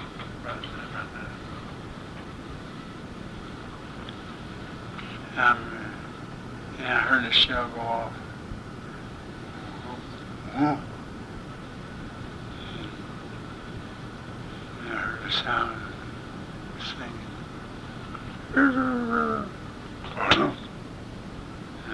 What in the world was that? And I'm sitting there, and right about that far from outside, a piece of jagged steel comes through there and all twisted, snags on it, and it went down into the ground. Just about a foot from you.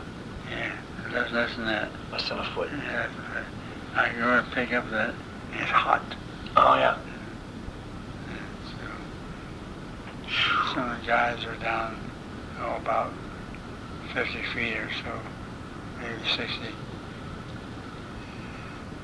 And they were at what's called GP tent, gun position tent. It's where you give the orders for the gun, from the guns, where the terrorists gun this way, that way, up or down. Uh-huh. I ran down there to you better get your tail out of here. I says, there was a high burst out there by that time when I went off. And I went, yeah. You hit brown, manual's guys going out there. Getting out of the road. So, I took me and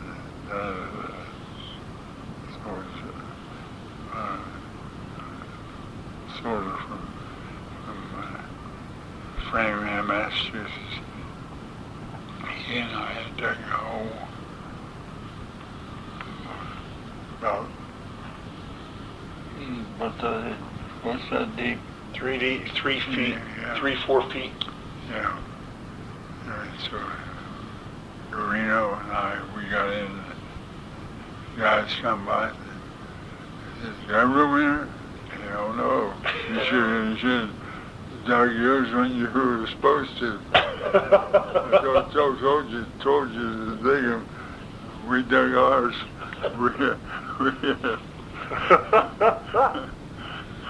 Those guys are running around there while I'm there. First thing I heard when I heard the shell.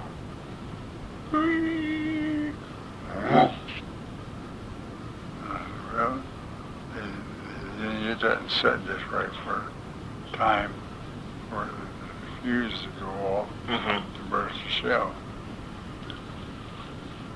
But it's out there somewhere. There's a hole down in the ground somewhere where that shell went in.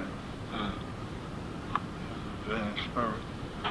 So I'm going around and looking around, and I couldn't find that thing anywhere. I looked right behind the rear wheels of a big 6x6 truck. There was a hole right behind it. And I looked down in it, and I couldn't see it. The hole went way down in it. And I often thought, later on, while I was still there, that hole got filled in. Nobody ever noticed that. Nobody ever noticed. I could go back there today and show them where it is, and I bet they use a metal detector. Yeah. Find it. So I can find that thing. Yeah. Because it's right behind the church. Neat. So did you ever see the enemy when you were chasing them up the peninsula? Yeah. We were moving up in one area, and some Italians came up to us, and it says, Tedesco. Germans. Oh. Tedesco. German and Italian. Quanta anni? 6 or 10. Dewey. It was a farmhouse. So I'm driving a Jeep, and some of the guys around there when these Italians come up, and they say, Civilli, civilian, whoever the Germans were. Oh, yeah. And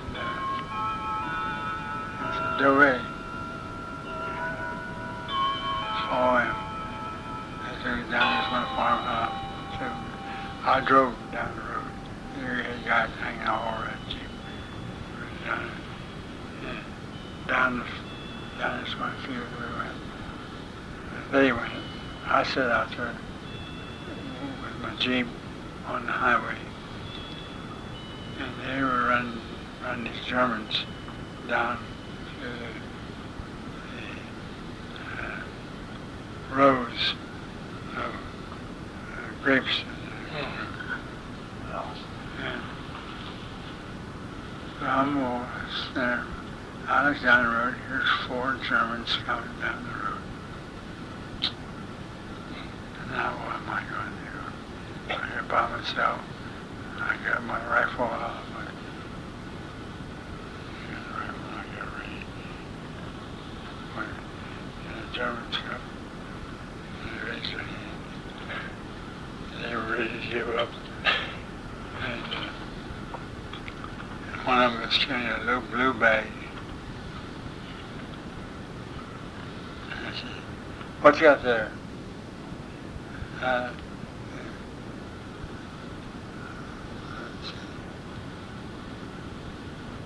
What was it?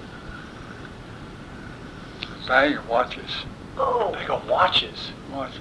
they take them off the prison? And Very often. he had taken them off. Dead Dead, people. dead Dead men. parent. And he says, "Comrade." They call them comrades. Oh, Comrade. yeah. And I said, I took the bag.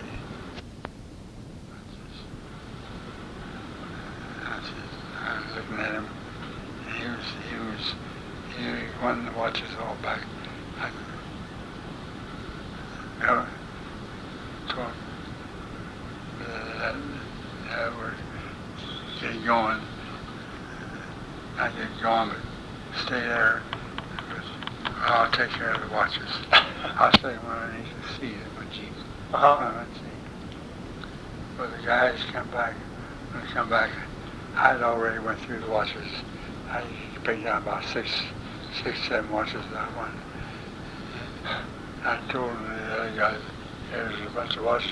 They all reached in and grabbed the watches. But where was it where you said the men came along and you hid because you were quiet? It was at night evidently. And where was that? I was in Empoli, city of Empoli, about 25,000 population, I guess. And we were digging new gun positions. That's okay. New gun positions. And well, what we did, we sent a crew up that would work during the daytime. And it was all camouflage. Everything was camouflage real good. And while we were up there at night, you hear patrols going in and out of Empoli, some American, some German. You can always tell who was up there. German machine guns go, bah, bah.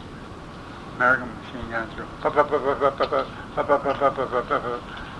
You can tell what patrol was out there checking out the area. But one night, we had worked all day long filling sandbags.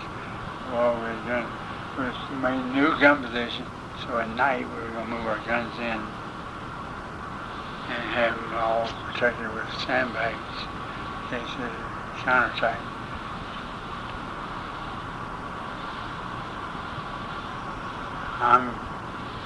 We all go to bed.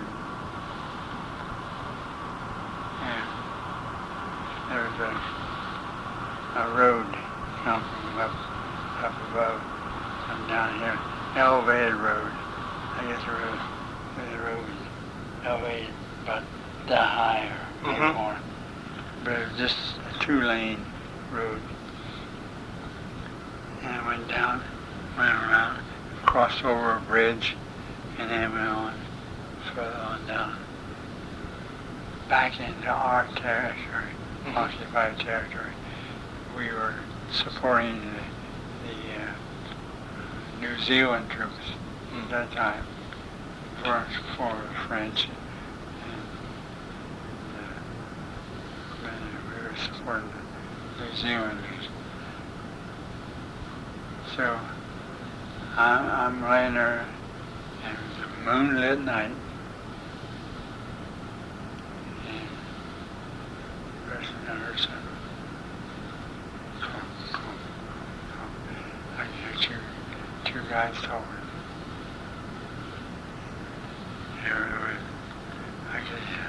I couldn't understand German, but they two Germans were coming back.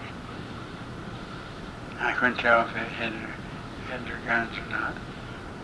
But I'm laying there right below the road, to the side of the road. Yeah. And the moon was shining on me.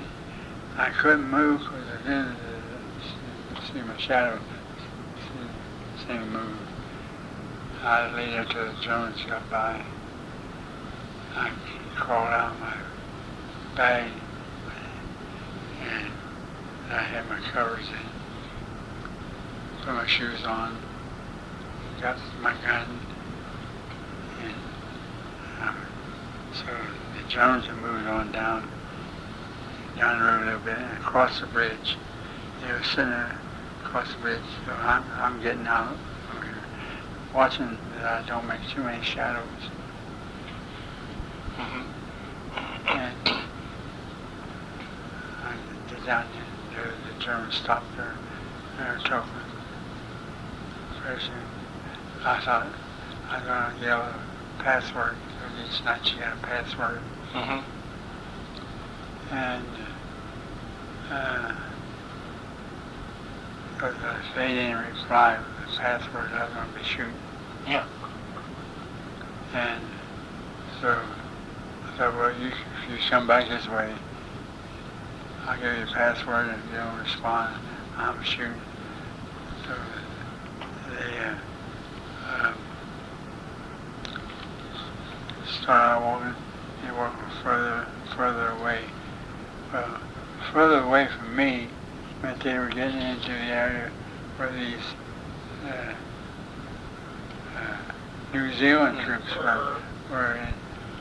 They were just taking it easy, sitting there. Gonna be there overnight, and then they're gonna move on further on back. They're being replaced, and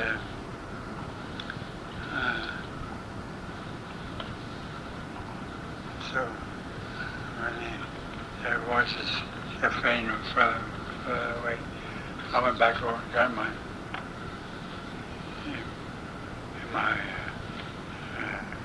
covers I had, and the next morning, Lieutenant Sharp said, "Siegert, did you hear anything out there last night?" I said, "Yes." I said, "Why didn't you tell me?" I said, "I was afraid to disturb anyone. I didn't, that they'd be cutting down on us." And so he understand that. So we were there a couple more days, and they moved us out of there. We never did, our guns never did move into that area. We moved and when I got in there, the stores had been stripped. These New Zealand troops came back. They were riding bicycles, carrying women's umbrellas, women's clothes. The stores were stripped.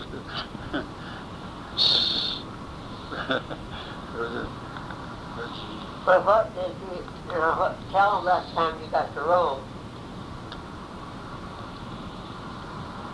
You got to Rome? Yeah. This is really something. Oh. You know what I'm talking about. As we were moving up in the line,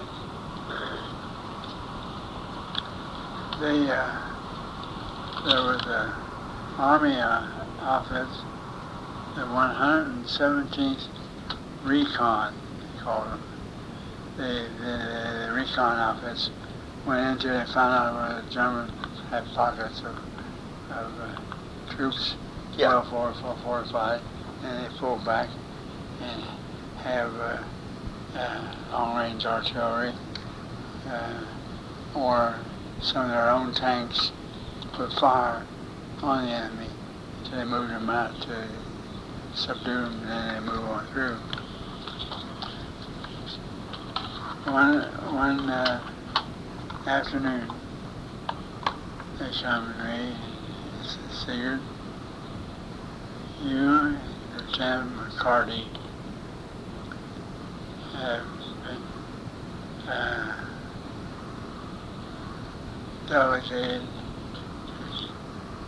to support our artillery in firing for the 117th Recon Battalion. And says, but you gotta go through Rome. You gotta meet them in Rome. They're fighting for Rome. So we were up on this mountaintop where you went down into the city of Rome. So I'm driving at night. The little slits for blackout lights, that's all I had. I'm driving and come to a big square. This is where Mussolini had given his big speeches. And the Piazza Venezia. And so I come down there and here's so GI standing there at the entrance. And it says, they want to know where we were going, who we were, where we were going. We had to tell them. They said, okay, now, I says, we've got to cross over the river. And I said, I don't know just where it is. Well, you go down to one of the streets to go down. He says, and when you get down the end of that street, he says, there'll be a square there. And one of the roads that leads off the square was over the river. I said, okay. So, away we go. You're driving. I'm driving across the square, and the entrance, they said, don't stop, because so you hear those guns going off, you hear the rifles going off. They had tie-ins or Germans who were up there picking them off as they was coming through the square. So I could go down the street, down the road, go down. I don't know how many blocks it was. It was 5 or 6, maybe more than that. Yeah, right in Rome. And come down this square and cross over, turn left, cross over the bridge, and this officer, now where we go? He says, hell, I don't know. He says, let's sit here, maybe someone will come by and tell us where to go. You did have your radio? Oh yeah, yeah, the radio. But you couldn't tell. They couldn't tell you where to go. No. So we parked on the other side of the river, near a bridge. Well, no, I guess about half out of here. Here comes a command car. And I flag him down. And I tell the officer, the major, and he said, where are you going? Where are you going? I said, we're supposed to meet the 117th Recon. We're being attached to it. And he says, well, I'm an officer in that unit. He says, I don't know where I am. He says, He says, but I'll send some, stay right here and I'll send some back there for you. So we waited around about 2 or 3 o'clock in the morning. It was later than that. Yeah, I guess around 4 o'clock in the morning. And here this Jeep comes up. He wouldn't know who we were. He told him to follow us. So I'm following him. And we get down to an area and here's a bunch of guys, GIs, on the street. Some are laying out in the street sleeping, and some smoking. And they look like they've been beat to death because they've been going so many days in a row trying to keep up with the Germans. So,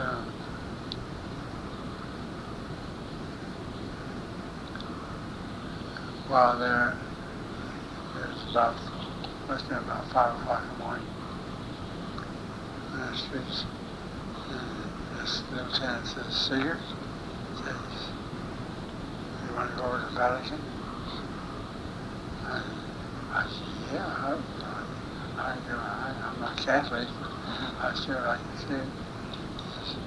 He says, they're not going to pull iron at about 7:30.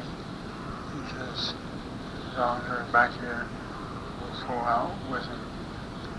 So, he and I jump in the Jeep, drive right up to the front steps of Are you serious? St. Pete's. Yeah. Right up to the front steps.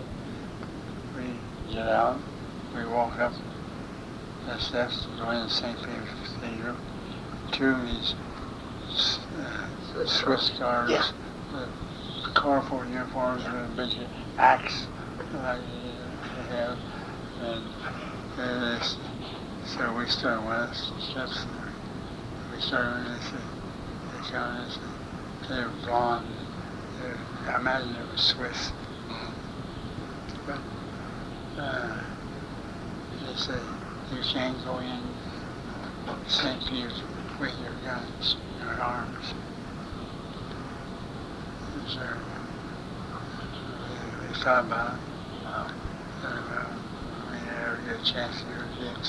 So okay, we get them our guns. We walk in St. Peter's Cathedral. And look at all those beautiful figures on the wall. Yeah. It's on. Michelangelo. Yeah. Right after we went up the steps to play. You look at the mosaic where you couldn't tell anything looking up at it. It didn't look like there was anything at all. But when you got down below, Oh, is that right? yeah, it was just beautiful. Just beautiful. So, What you call that? What you call it?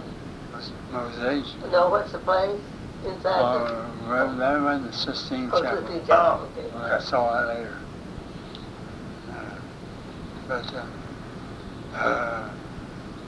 We couldn't spend much time there, so we got back to the outfit again. And we told the guys, the ones that a lot of them would like to have seen what I had saw. Sure. And so we moved on out with that outfit. And while we were moving up and down the roads,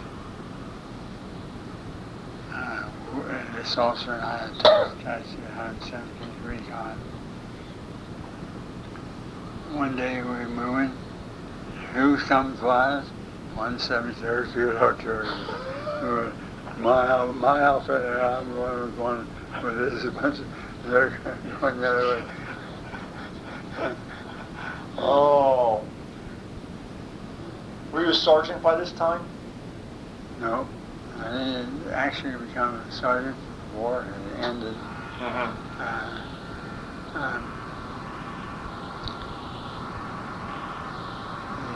The guy that was sergeant was transferred out to another artillery headquarters here. Outfits actually run the war over the 173rd and the 98th and some of the artillery outfits. Because we had a sergeant, heck of a nice guy, Bob Ganaway from Kenosha, Wisconsin. And Bob, he was all of a sudden, he was transferred to this other outfit. So when he was transferred, the ordnance for a sergeant in my outfit, and Lieutenant Sharp, I think he had a lot to do with it. He put a good word for me, and I got to Meet you. Well, Don, I want to ask you something. You never did actually have combat yourself? Shooting yourself or anything? You just did the radio work. Is that what you did? Yeah, but I had my rifle there. Yeah, I know, but you did. But you were not actually in...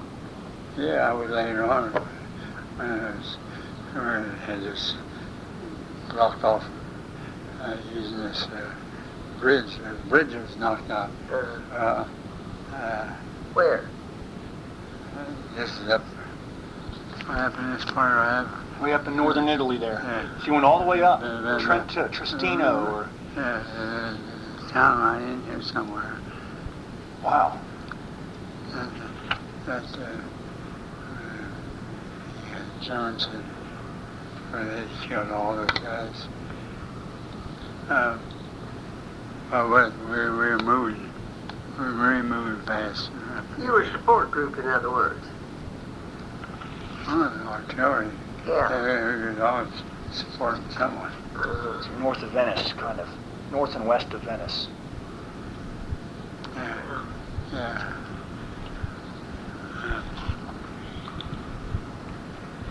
But tell about the time when you came back to Cincinnati. I'm gonna talk. Are you going to come back another time? I'd like to. Okay. Well, There's a good bit here on up.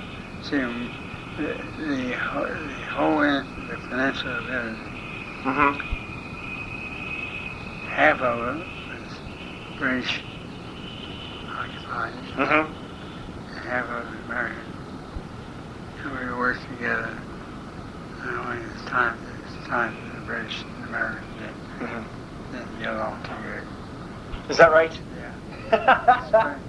Especially when they had a British commander who was in charge of all of it, and especially when, same way when the Americans were the top dogs. Sure. Decision made. Sure. Okay. So whatever happened? Did you meet the 117th Recon Battalion? Yeah, we came to a bridge in Rome, and I talked to an MP there. He told us, don't stay in one place very long because the Germans had snipers in the building and were knocking off American troops as they were coming through. And so there's no lights in the city, no lights at all. And so we had to feel our way through the city. At night in Rome, city size of Rome. Yeah. And it kind of made it a little bit difficult. Oh yeah. Once we got through a section of Rome, we came to the bridge, and we crossed over, and then we didn't know which way to go when we got across the bridge.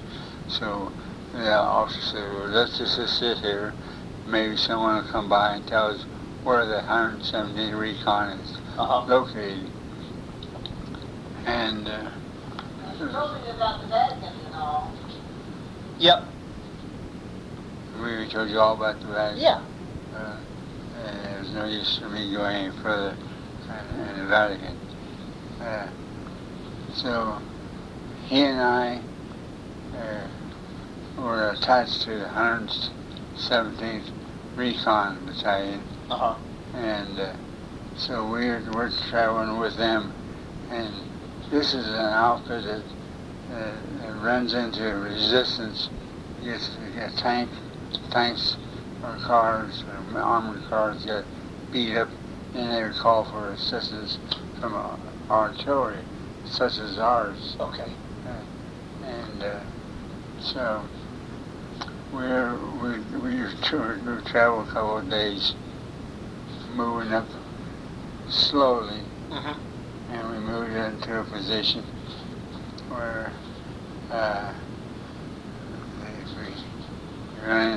they run into some opposition from the Germans. Some tanks were holding them up, and so they called on our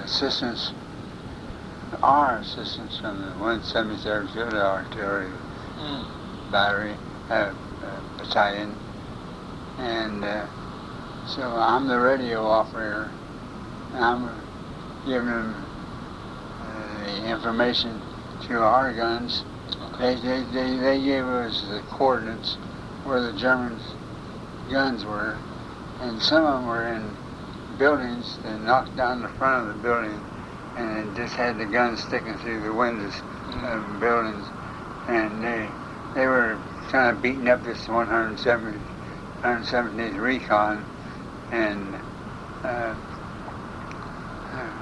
I told them, they told me where the German guns were located, coordinates on the map, and I relayed the information back to my battalion, and we fired on these German tanks, and you could just tell when the American troops were telling us, all of a sudden they said, there it is, says, that got them, says, I knocked them out.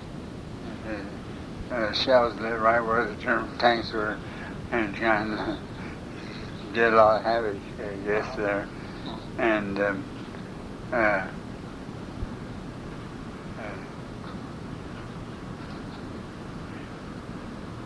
after he got knocked out, then we stayed there another day until they moved out. When they moved out, we got orders, this officer and I, to return to our battalion, and so we did so the very next day. Oh. But, Okay. And while in that area, we noticed a Jeep with 4 stars on it. General Mark Clark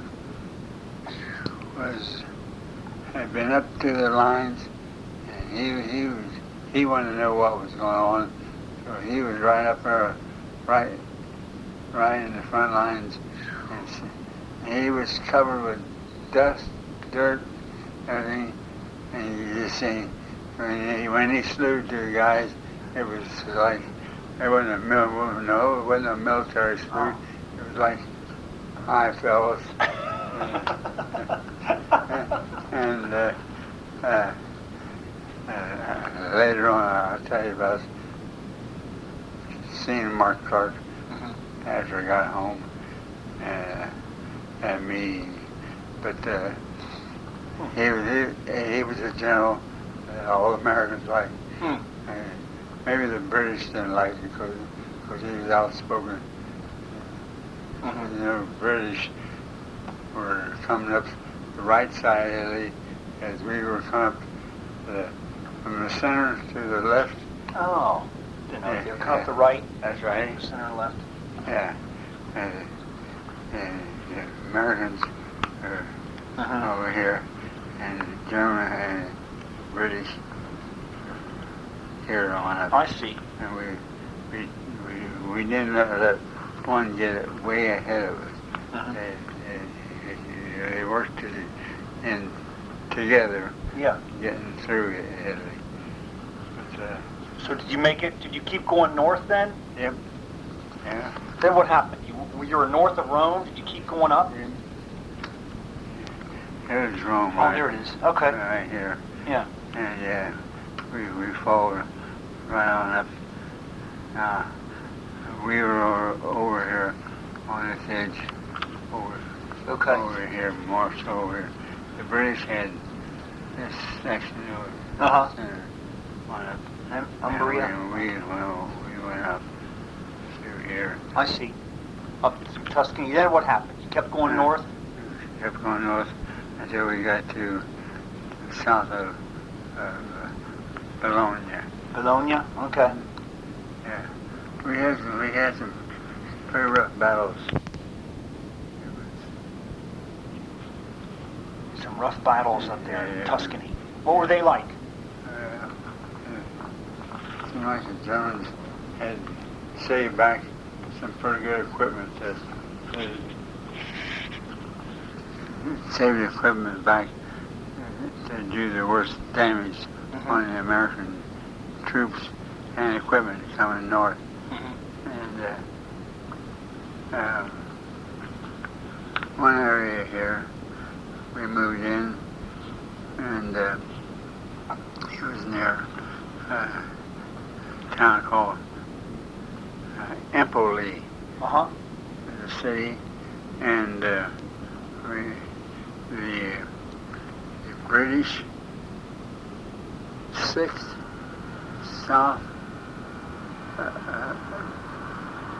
South African Division, and then later on the Australian, New Zealand troops were we were supporting them. They had their infantry in front of us, and we were giving them the artillery support. And we worked. We were digging forward gun positions near the city of Empoli, and when I said digging a forward gun position, we do all our work at night, filling sandbags.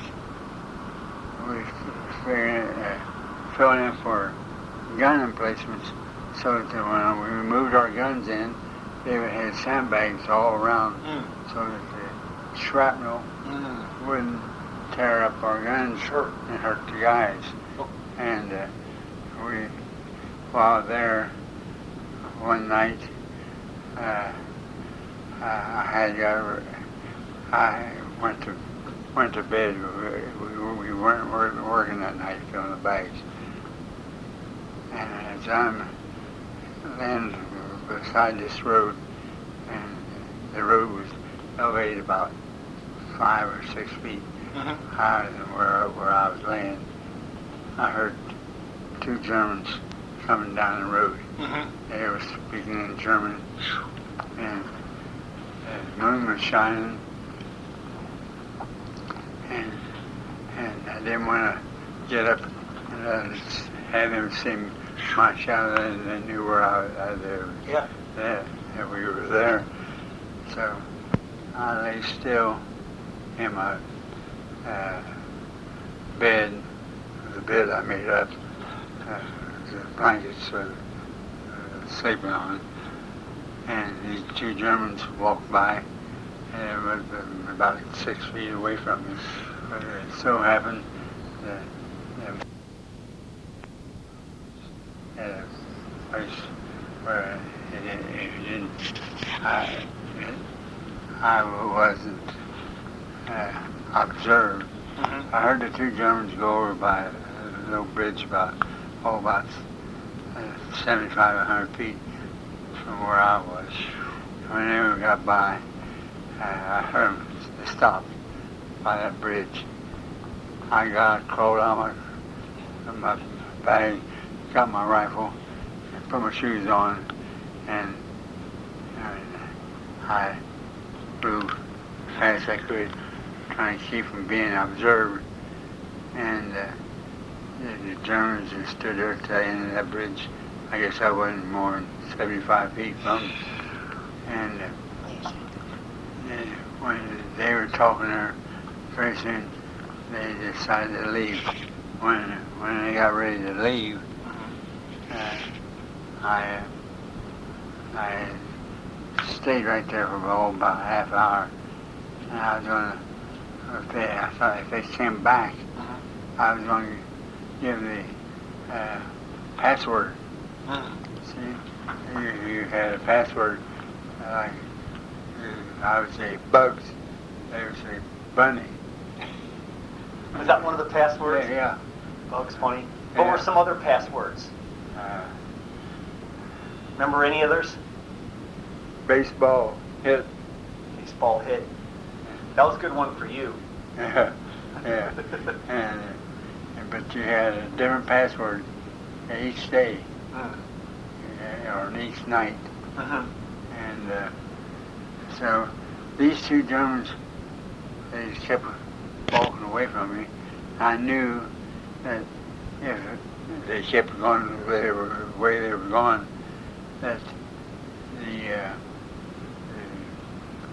New Zealand troops were in reserve, infantry was in reserve, all my area there, that they would get them.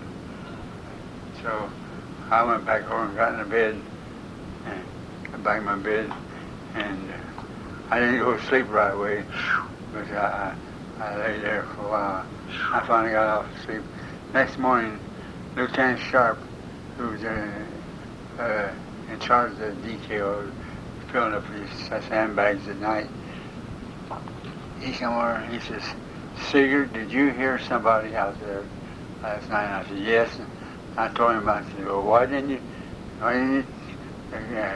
call after these guys?" I said, "I didn't want to make any sounds at all. I didn't want these guys to know how to, you know." I can't blame you. And so we stayed there about another day, digging sandbags, and all of a sudden we pulled out all together from that area. Kept going north? We pulled out and we came over coast, not too far from the west coast of Italy. Okay. And then we started going north. We went back to the outfit. Okay. And we went up here to south of Bologna. And what'd you do there?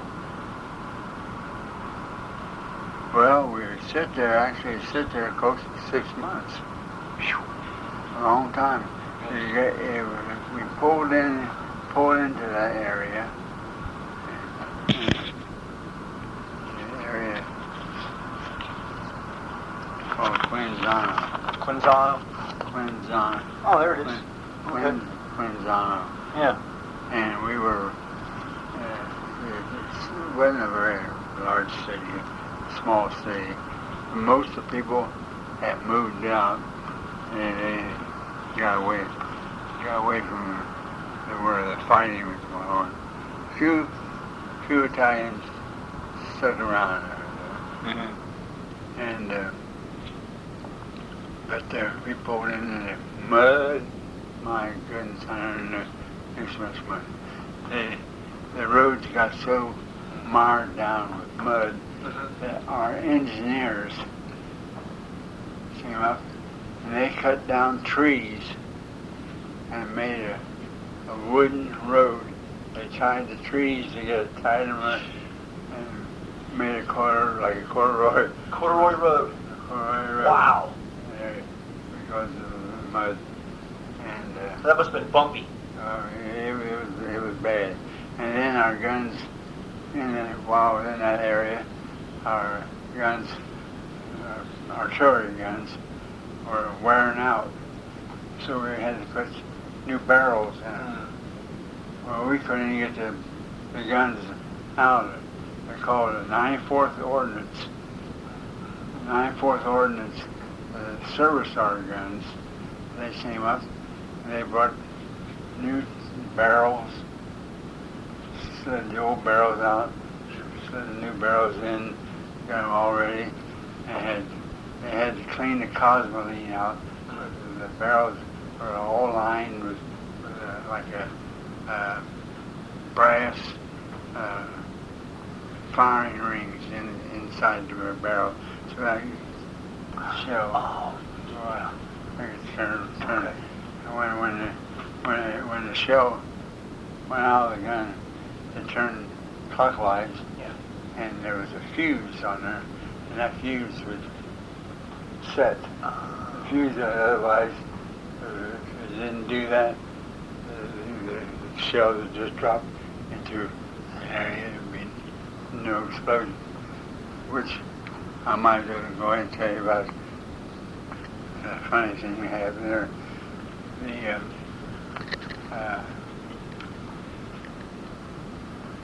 Brazilian government decided to get in the war, of course on our side, and so they put an artillery outfit in the line, and they gave them some old guns we had to fire, and these Brazilians got in there, and they were firing guns, and they never wouldn't see anything go off anywhere. And they never, well, what was going on? We get up there a few days later, and here they then pulled the pin out of the fuse, so the gun, the shells weren't activated. They were duds. It's all duds, just holes in the ground.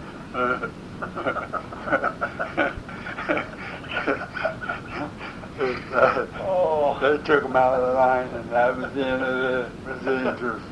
Never saw them anymore. Oh, that's funny. But then we moved. Then at 11 o'clock at night, I think it was the 11th of May, 1945. We had what's called TOT, time on target. Any artillery could reach this one area. They're gonna fire on there, so they figured this area was a wooded area, and the Germans were using the wooded areas to hide their troops. And they fired a TOT on this there wooded area, and their shells, any artillery piece was over here or over here in the line. If they could reach that one spot out there, they fired, and the shells hit those trees or exploding, and shell fragments just going everywhere. And I don't know how many dead Germans. The next day, we moved up, and You saw them? saw some of them still alive, hurt, and some of them, most of them dead. But we had one guy in our outfit, Nizer was his name, and he could speak a little bit of German. He was from Wisconsin, and Niger was looking for a pistol, German P-38 pistol, which everybody tried to get either a Luger or a P-38 pistol, which the Germans, they came out in World War II, and it was an excellent gun, handgun for most of the officers to carry them.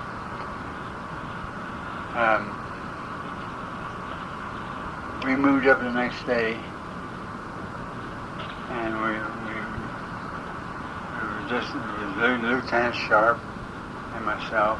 We were looking for new gun positions. We were always going up and looking for new gun positions. We went into this area, and there's some Italians. when the shelling was done in that area, they got back in some dirt.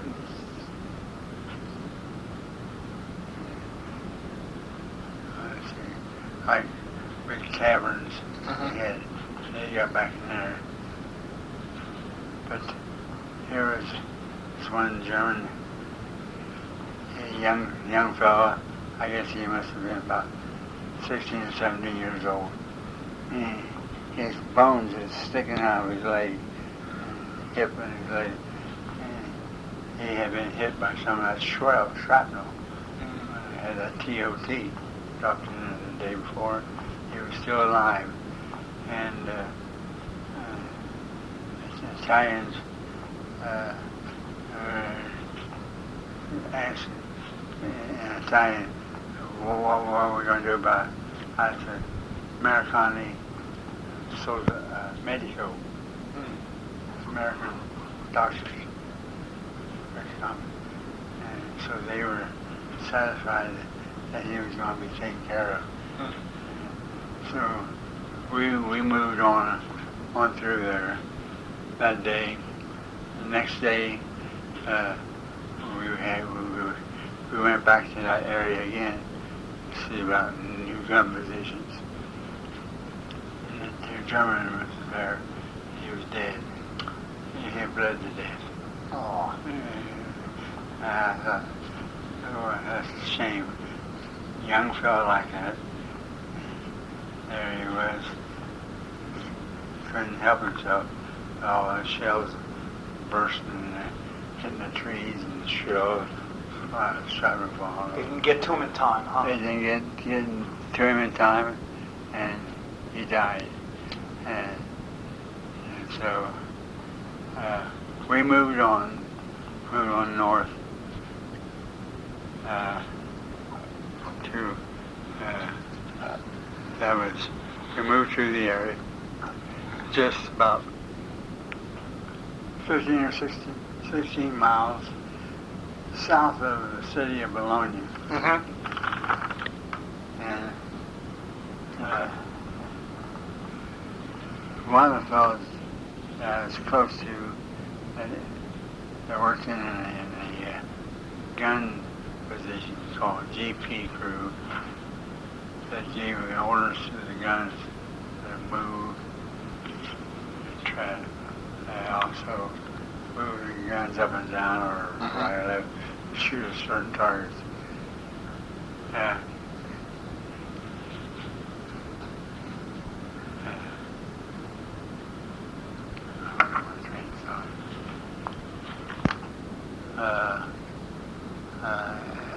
Around Quinzano, that's when we pulled in there.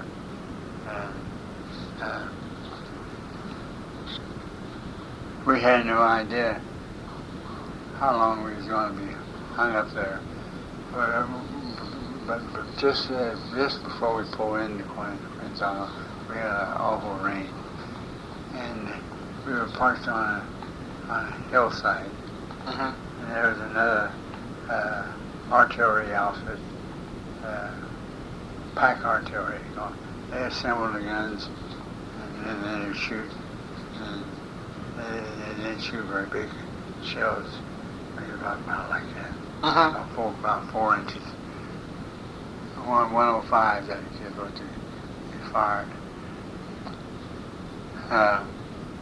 But we pulled in that area, and there had been a real heavy battle of infantry, German and Americans. There were dead Americans, dead Germans laying all around. Really? Yeah. So we pulled in that area, and here was a dead German young fellow. I guess he may have been 20. Yeah, I doubt that. He was laying there dead, and so we pulled in, and no one did anything about burying him. So Lieutenant Sharp says, Siegert, says, you and the body go out there and bury that guy. And he was, I guess no more than 25, 30 feet, and we were putting up our tent where we were going to stay that night. So Amadi and I went out there. We got shovels. The ground was like fine rock, and it had moss growing up. And we're trying to shovel a hole. We finally get a hole dug enough, deep enough. We planted him. He was almost stuck him in the grave. He was level with the ground. We just piled all the rocks up over top of him. Yeah. Stuck a rod down the ground and a German helmet to let them know the German, the grave registration. And we called back to grave registration to tell them there's a German buried, the coordinates on the map that they picked him up. I guess they finally got him. I didn't get back there. Well, the next day we were there. We left out from that position, going on north. And, They take his body out, they unbury it, oh yeah, unbury him. and bring it back to Bring him back to Germany? No, they took him to cemetery. They would have for the enemy, like our own cemeteries.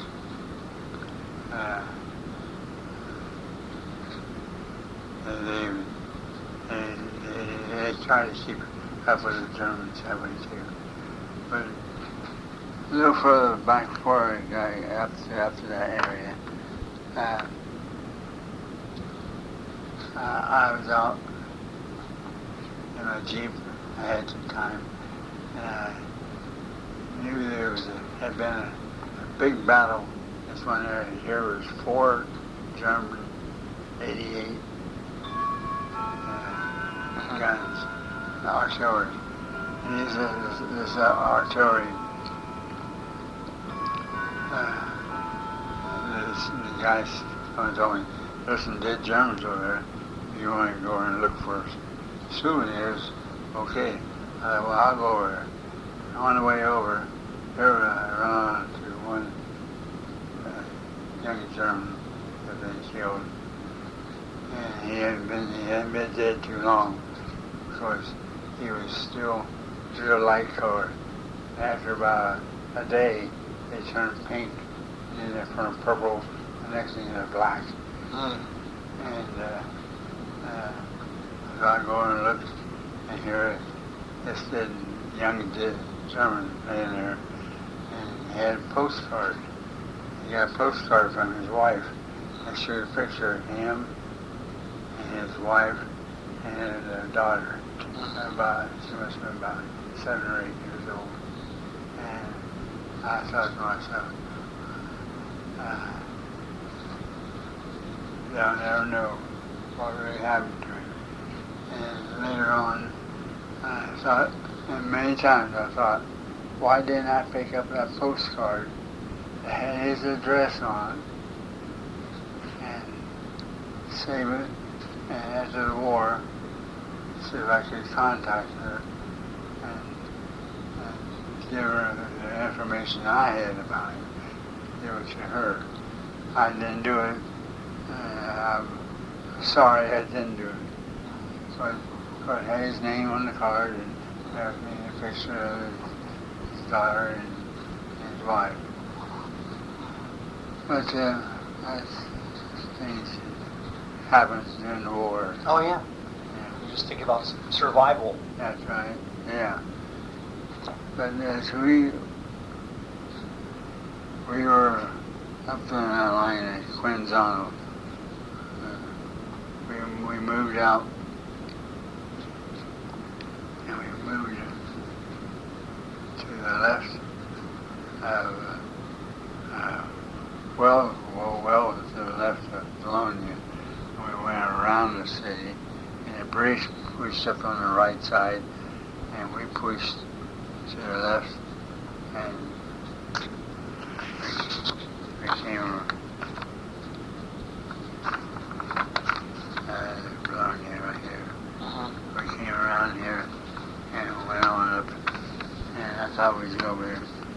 thought we were going to go up there to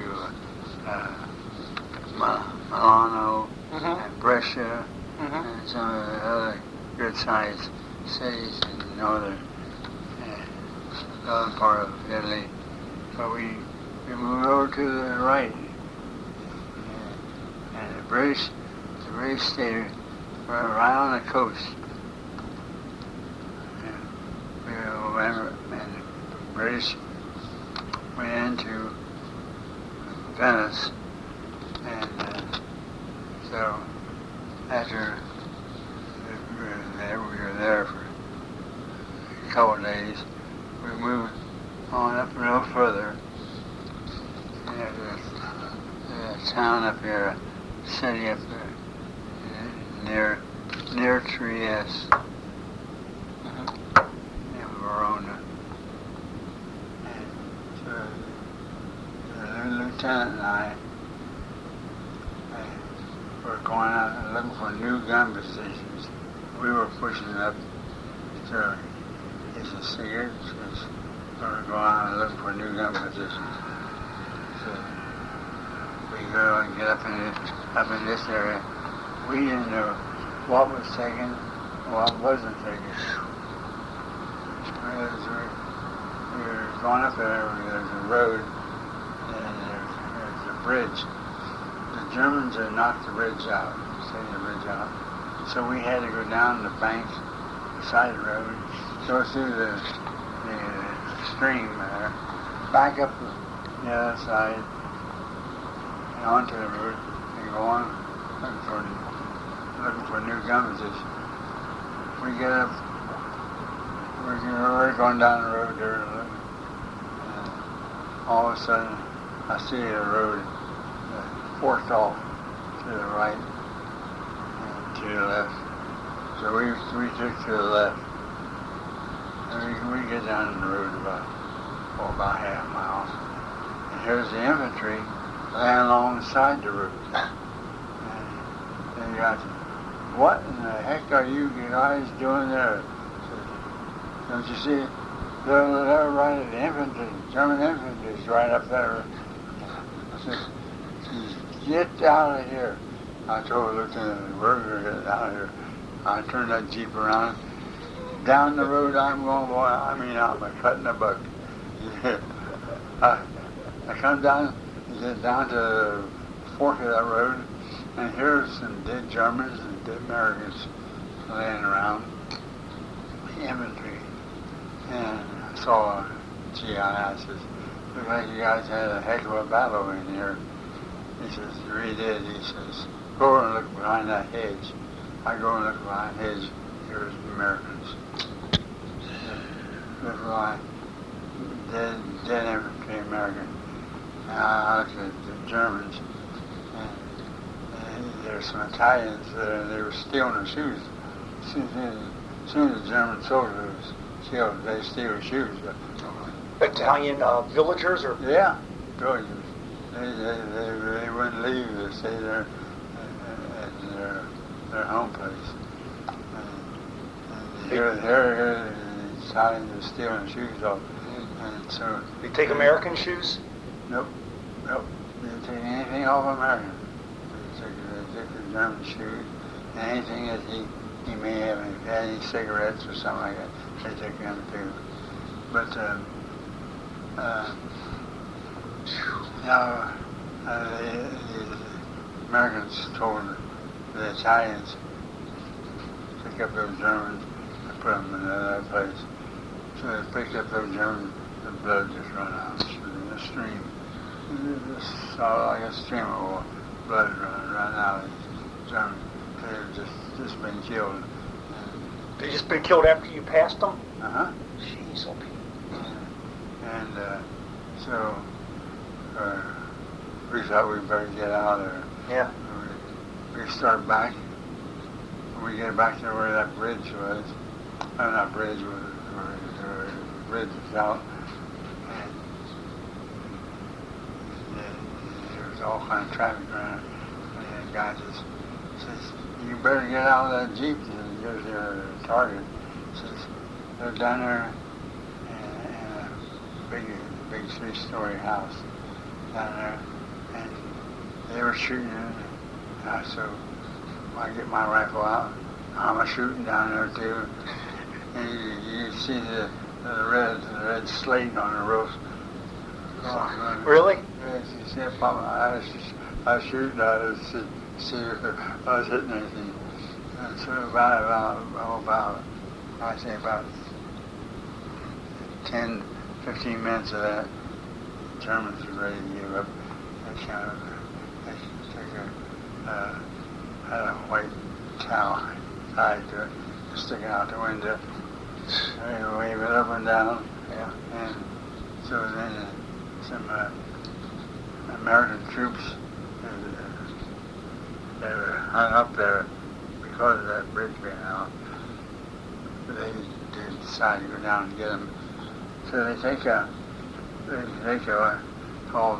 what's it called, Part of Johnny. Uh-huh. These are tie-ins that stay loyal to the American side, but they were communists. Okay. They're called Porta-Johnnies? Partigiani. Oh, Partigiani. Oh, I got Partisan. you. Partisan. Yeah. Partigiani. Okay. Partigiani. And these Partigianis, they wore a red kerchief around their neck to let people know that they were Partigianis. And they went down there and they got them, and the Germans come out with their hands all hands up like that. But before we left that city, where the Germans and Americans did, I looked down that fork of that road, and I could see, as far as I could see down that right lane, was a column of 4 Germans, as far as you could see that line. The war was over then. They all were walking with their hands behind their heads. Oh, really? They were taking the prisoner? Yeah. Here come the GIs on each side of them. This was after you took those other guys prisoner? Yeah. Wow. And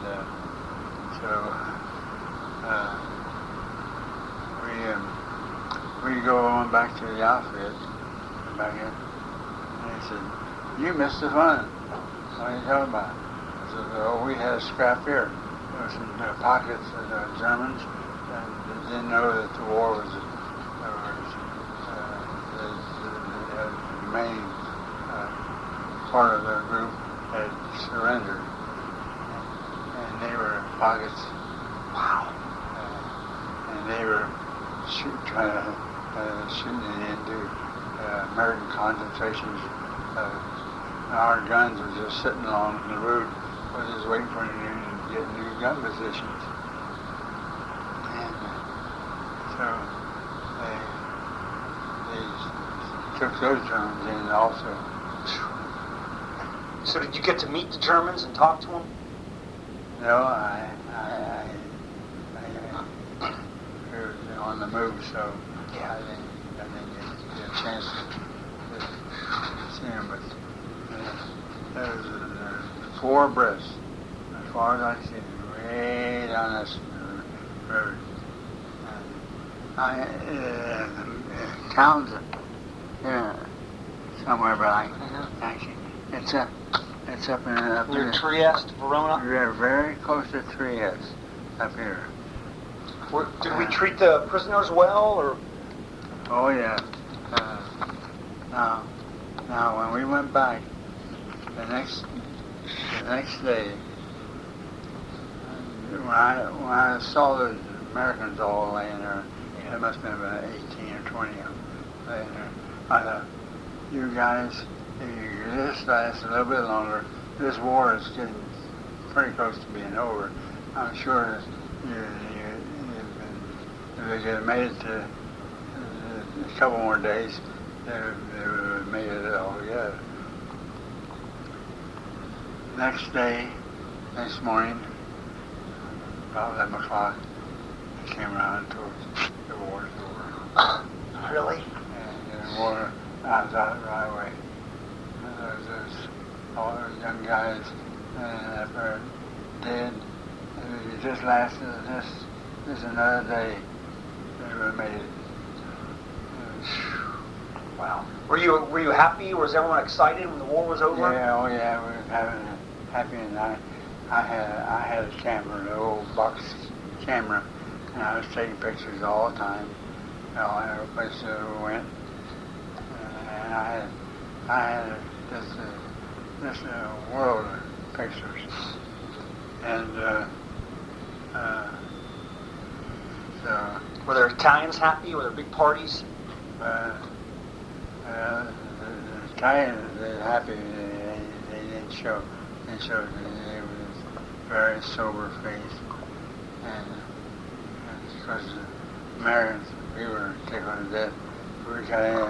If we got into any Italian wine, we celebrated.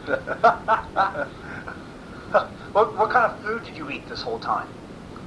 Most of the time I was on the move, like K rations and C rations. And of course, they weren't so hot, but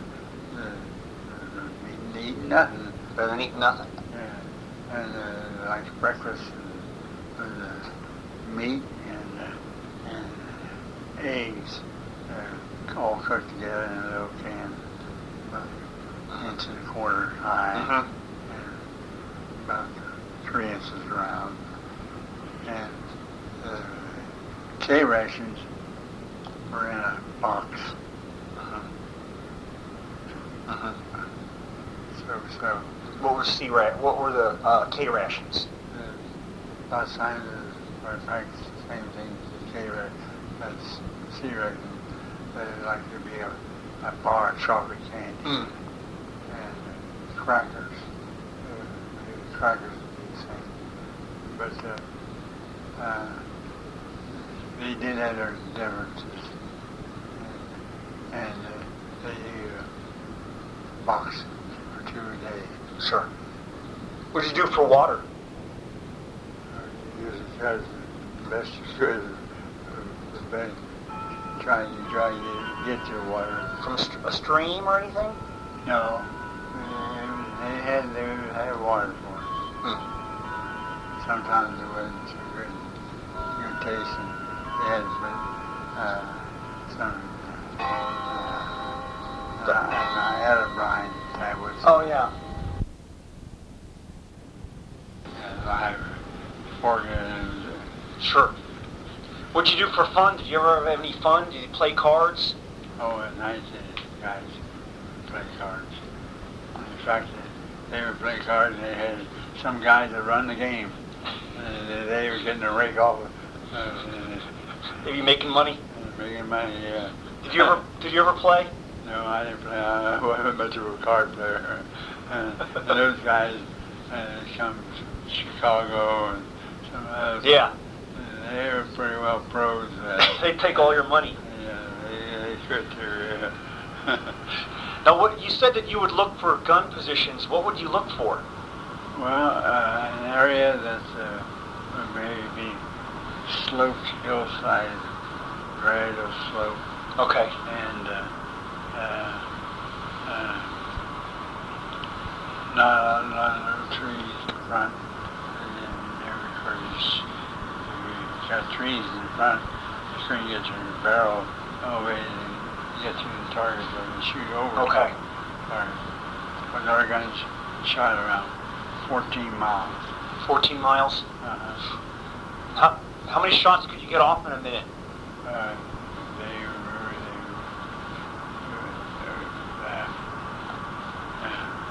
Limited to 1 shell a minute. 1 shell a minute. Yeah. But we could fire faster. We never got or fire at will. Oh, fire at will. Okay. Fire at will, and then the guys just slapping those shells in there, but they didn't want to do that because those guns would wear out faster. Oh. They had to change the tubes. We changed the tubes in our guns 7 times during the war. That's a lot. Yeah, the liner inside the barrel and rifling. Livarnia.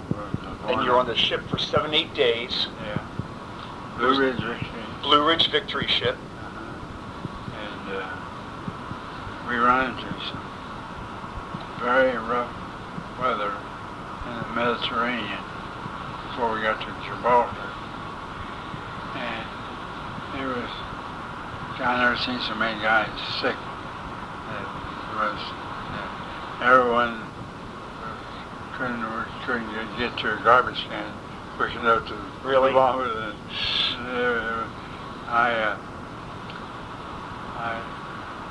saw what the situation was, so I just laid back, got on my bunk, laid back there, and it came time to go eat. I didn't go eat. I know it'd probably come back up. Yeah. Oh. What was the mood like on the ship? Were people happy?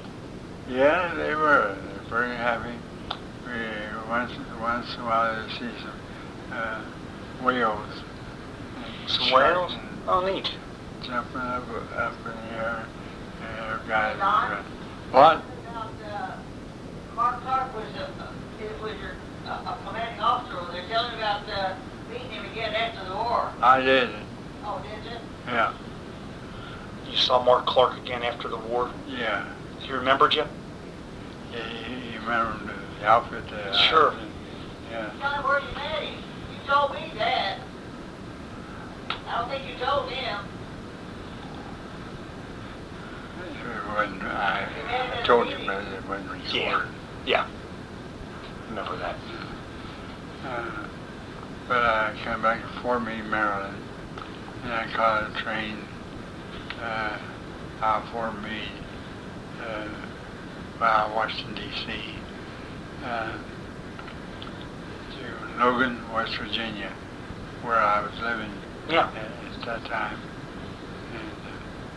And my brother, two of my brother-in-laws in Charleston, they met me there, and I got off the train, and they took me on to Logan. So I still had this thing over my head about having to go to retrain and go to Japan. Yeah. And Because the guys, I didn't get that on the thing. You had, other guys had 5 more points than you. yeah, And you were disappointed. That's right. And you were thinking, what did I have to do? So, what am I going to have to keep from going to Japan? Break a leg or break an arm? do something to keep them having to go over there and get into a scrap and maybe not get a chance to get back at all. But while I'm home, they gave us, as soon as we got in, we got a 30-day leave. Uh-huh. And while home in West Virginia, the war in Japan ended. Oh. They dropped that second atomic bomb, Yeah. and the war was over. Here I am home, Yeah. and the war ended. What was that like? Oh, tickled to death. They had parades up and down the streets in Did you? Logan, West Virginia. Man, me with my uniform on. Yeah. When I was sitting right on the top of everything. Really? Were you in the parade and stuff? A lot of people knew me Yeah. playing ball, and a lot of people saw me with the uniform on, and I was sitting there like a king. Oh, neat. In the parade? Yeah. Like a hero. Yeah. Well, you were a hero. So then, after I left there, I had to go back to Fort Meade, Maryland, and take a train trip, all the way across to Camp Carson, Colorado, which is called now Fort Carson, Colorado. Oh, okay. And they changed the name after the war, sometime after the war. But same camp, I've been to the camp since the war. But so I was there Camp Carson, Colorado, about 3 weeks or less, and I got my papers. Wow. Were you happy? Oh, tickled to death. The only thing is, I was wondering how am I going to get back to the trains are all jammed full. They were? And I got in, got on the train. There's 2 guys that were with me have been, these 2 guys I had first went in service with, one from Steubenville and one from Wheelersburg, Ohio. And I've been through the war, it was the 173rd. They were as a 985th Field Artillery. And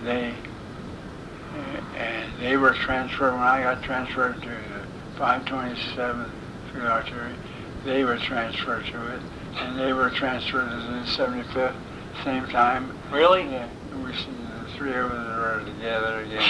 Oh, neat. We were at the beginning of the war. During the war, we were separated.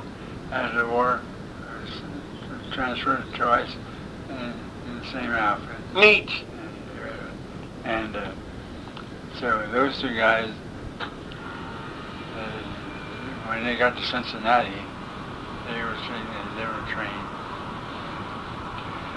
Pittsburgh and that way. Did you go to the Union Terminal down there in Cincinnati? Yeah.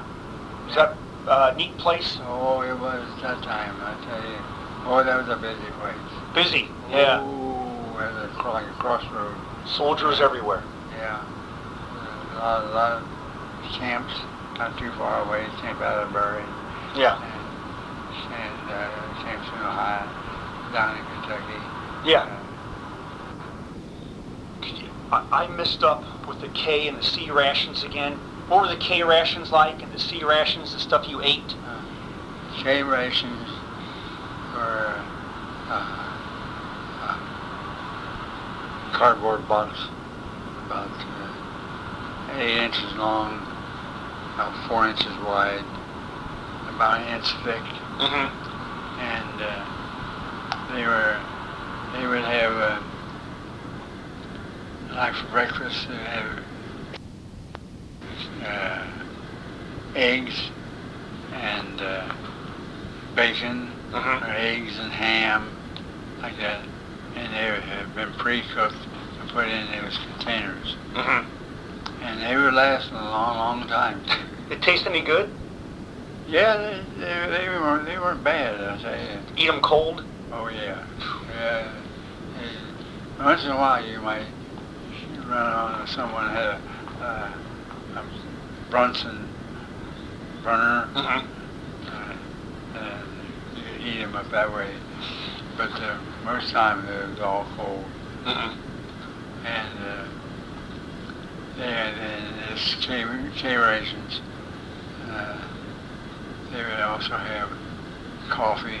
Well, you mix it with water. Of course, that would be, it wouldn't be hot. Oh, man. And they have crackers, three crackers. About, I guess about 3.5 inches long. Bar chocolate in there.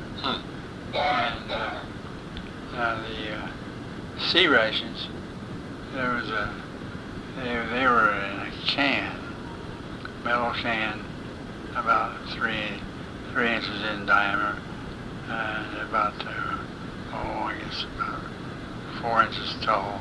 And it had stuff in there, and you have to make sure you have a can opener to take that band off. Of course, then you had to beat the can up, beat up what you're going to eat. And I erased it on here. Can you repeat again, sir?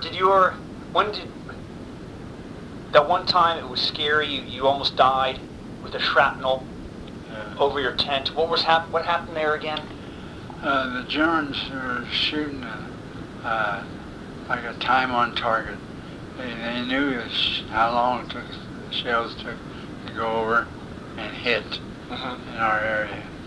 And it was at night, and they started shooting these what's called high bursts. And as the shells would go off, the shrapnel would just pepper the ground. And you hear the whistle and hear the shrill fragments singing through the air, and you hear them hitting the ground. And I told the guy to run down to the GP tent for our gun controls, and told the guys down there was about 6, 7 of them down there.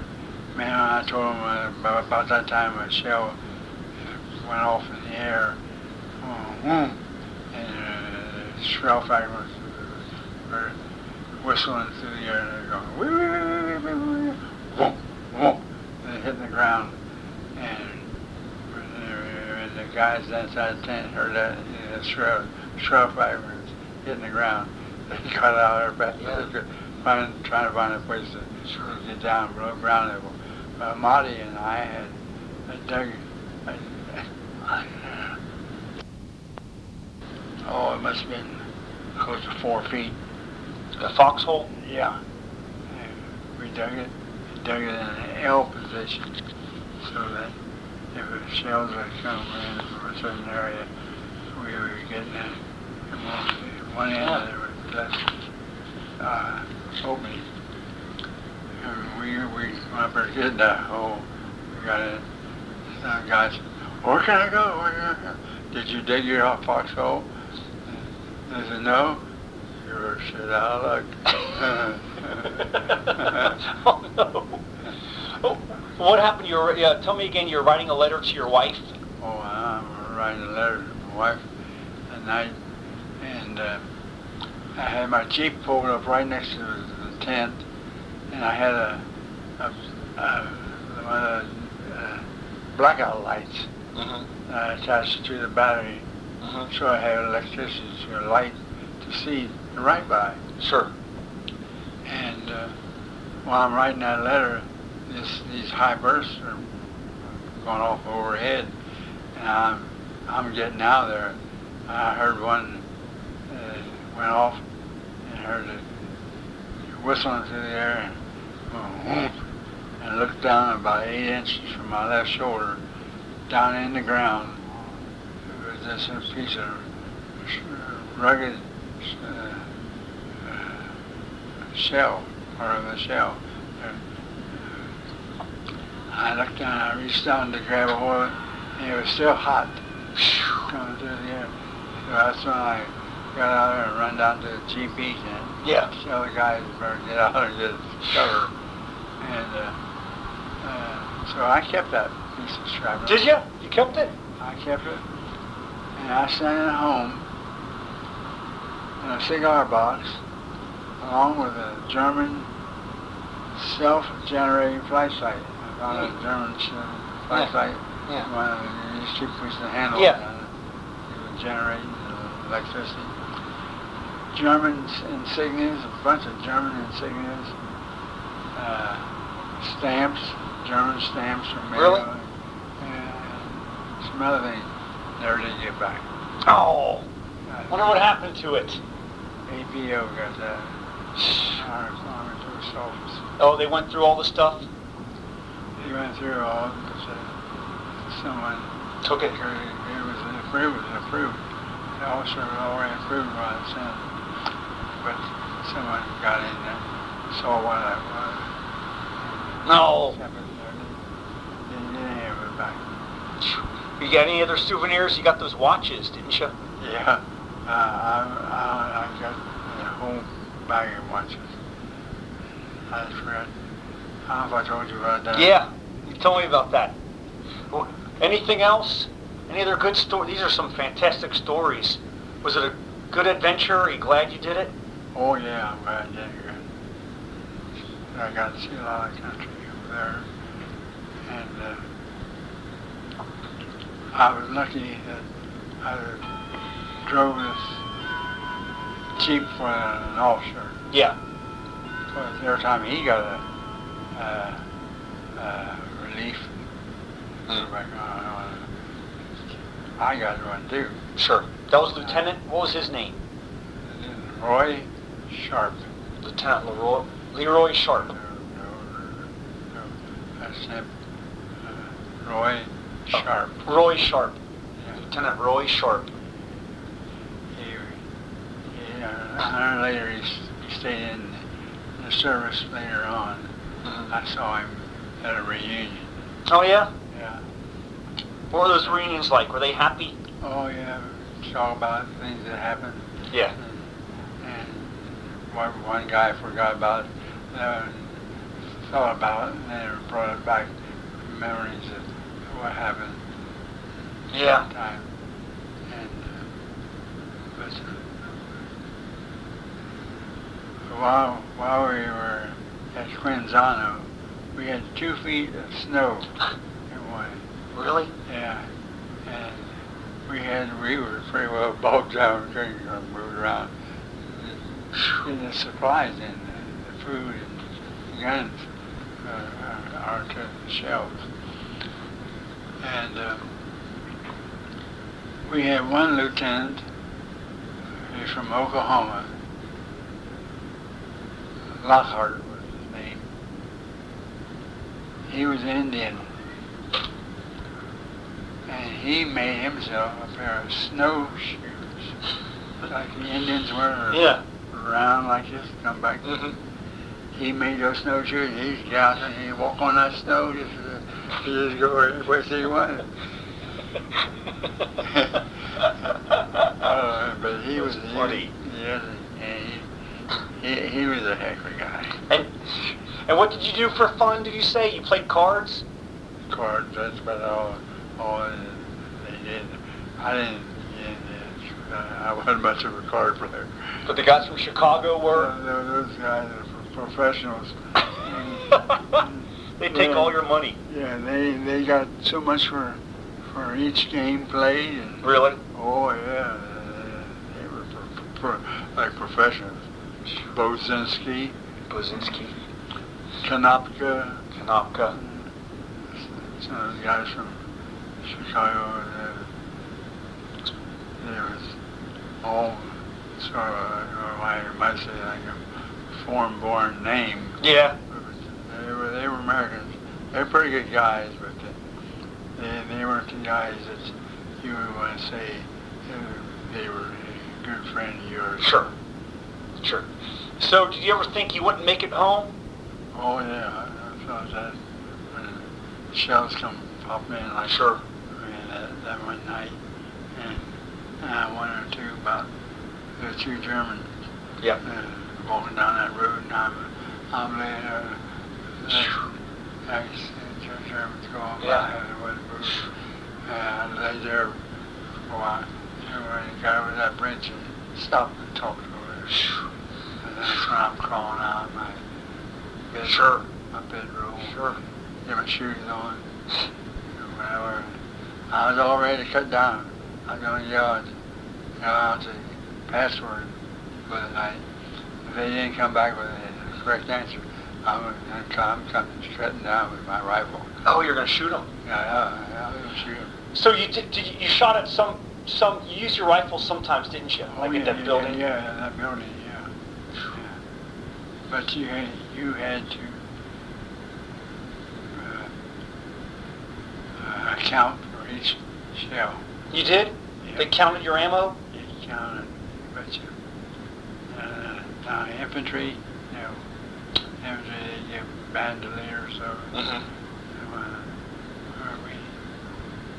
artillery, we had to account for it. Wow. Did you miss your wife? Yeah, I missed her quite a bit.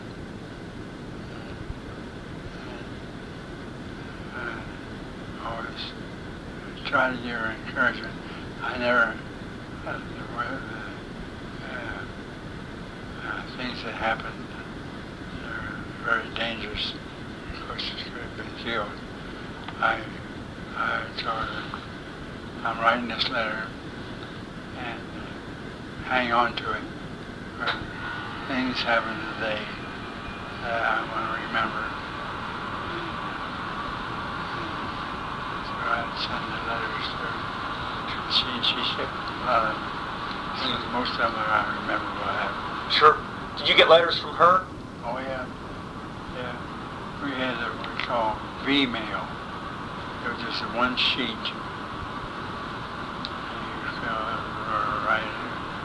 fill your sheet out, and one of the officers had to read your letter, and he approved. You might say, "Well, I'm stationed down there in so-and-so city," or something. Yeah. You couldn't see anything like that.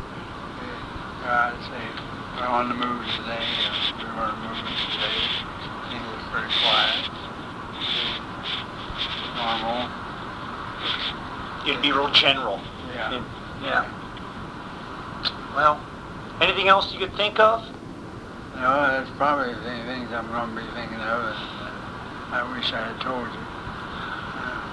If you want, I'll try to record it. And, Or I can come back. That's no problem. I can record what we have here for your daughter and everything. okay. But this has been really fantastic, and I thank you for giving me this time. I thank you for serving our country. You're a hero. Oh, I think so. You're a hero. And thanks again, and God bless you, Sergeant Siegert. Thank you. Yeah. My pleasure. You know, too, that Don was a big, he used cameras a lot. That's what he said a little Well, he bit. did. Had a picture made again, and then when we went, Oh, he went back to Europe Yeah. after the war? During the war, we had already taken the city of Florence, and so I got a chance to go over there. I went over to Florence and went to Da Vinci. Mm-hmm. Sure, I went through this one family, Da Vinci, where some of the first pianos were made. They were the ugliest looking things you ever had. And they had tapestries hanging on the wall. Mm-hmm. And so there's a park right there. I went over to the park, and there's steps came up to the top. There were level spots there. So I sat on a level spot, and I had Italian take my picture, Mm-hmm. my camera. I go back. We went back over after the war, 19. you and I went, you had another Yeah, picture yeah. made there. Yeah. You went back and had another picture made, and then when you and I went to Europe, we went back to the same spot and made another picture at the same place. Neat. Yeah, I had the picture. And the people that was on the bus with us, I showed them the picture. And they look at it, and here I had my army uniform on, and they went, "Never, you here?" "Yeah, I was in the war." Mm-hmm. And showed the picture of me sitting there on that Overlooking Rome, wasn't it? You No. can see Rome in the back? Florence. Florence, okay. City of Florence, the one I had, the city of Florence, had the bridges all blown up. Wow. And when she and I went, they had the bridges all replaced. Wow. Yeah, we got to go back to Rome. We got to go to see the same thing he saw, the It's wonderful. I went to, go 5 to 12. Oh, yeah? Neat. Well, you had a wonderful adventure and a wonderful life. he talks about it a lot. Well, He thank and you. his brother, his brother was on the Missouri. Missouri. Oh, really? Mm-hmm, when they signed the peace. With Wow. MacArthur signed the peace Really? thing. Yeah, his middle brother. And his youngest brother was in Japan after war. And his middle brother died. Maybe 6. 6 months. May the 6th. Oh, sorry to hear that. And, but they used to, all three of them get together. And we tried to get together about, a long time. We got together every week on Monday night. You know, all went out to eat. Neat. And then we'd come back and they'd sit and reminisce about playing ball and the war. We went over the war 3 or 4, a dozen or 2 times. That's why you know it so well, too. Well, I really appreciate it. Well, you saw a lot of death and fighting. Did it make you a bitter person or angry person or anything? No, I think about you, the Germans. Think about seeing them laying there dead. My parents, relatives, wives, brothers and sisters never know exactly what happened and know that they got killed. Yeah. You're sorry you didn't do that. Yeah, I remember that, I could have shot Germans. Did I tell you about the watches? Yes. You never shot, so you never really shot at a German. That's, well... Directly. Directly, right. No, I shot where they were in the building down there. And when it was just a short time, out come a white flag. Yep. Up and down. And so everyone, they said, cease fire. And they kept repeating it all the way back up the line. Any one of us has a gun, a rifle, shooting down in that building. Did you feel a lot of anger towards the Germans and hatred? No, we didn't. They had a job to do like we did. Yeah, they were brave too, weren't they? Yeah. They were just under the wrong kind of leadership, that's all. Right. They had some smart Germans, generals, at Kesselring. He was Ron Sharptooth. He was a general over the SS troops. German SS troops were, they considered them superior to the regular German officers. Did you fight any SS troops? Oh yeah, we took the SS troop when the war ended while we were in just above Venafro, not Venafro. As you say, it's Venafro. Bologna? Okay. Trieste? What's the name? You don't remember the name of it? What's his name right there? Oh, I can't see it either. Here. Ferrara. Ferrara? Venafro. Jennifer was where he was. Okay. Okay. Venafro. We took this while we were in Venafro. We were assigned to take over this German SS division. We knew that they were very arrogant and they weren't the type to submit to the enemy. But we took them, and a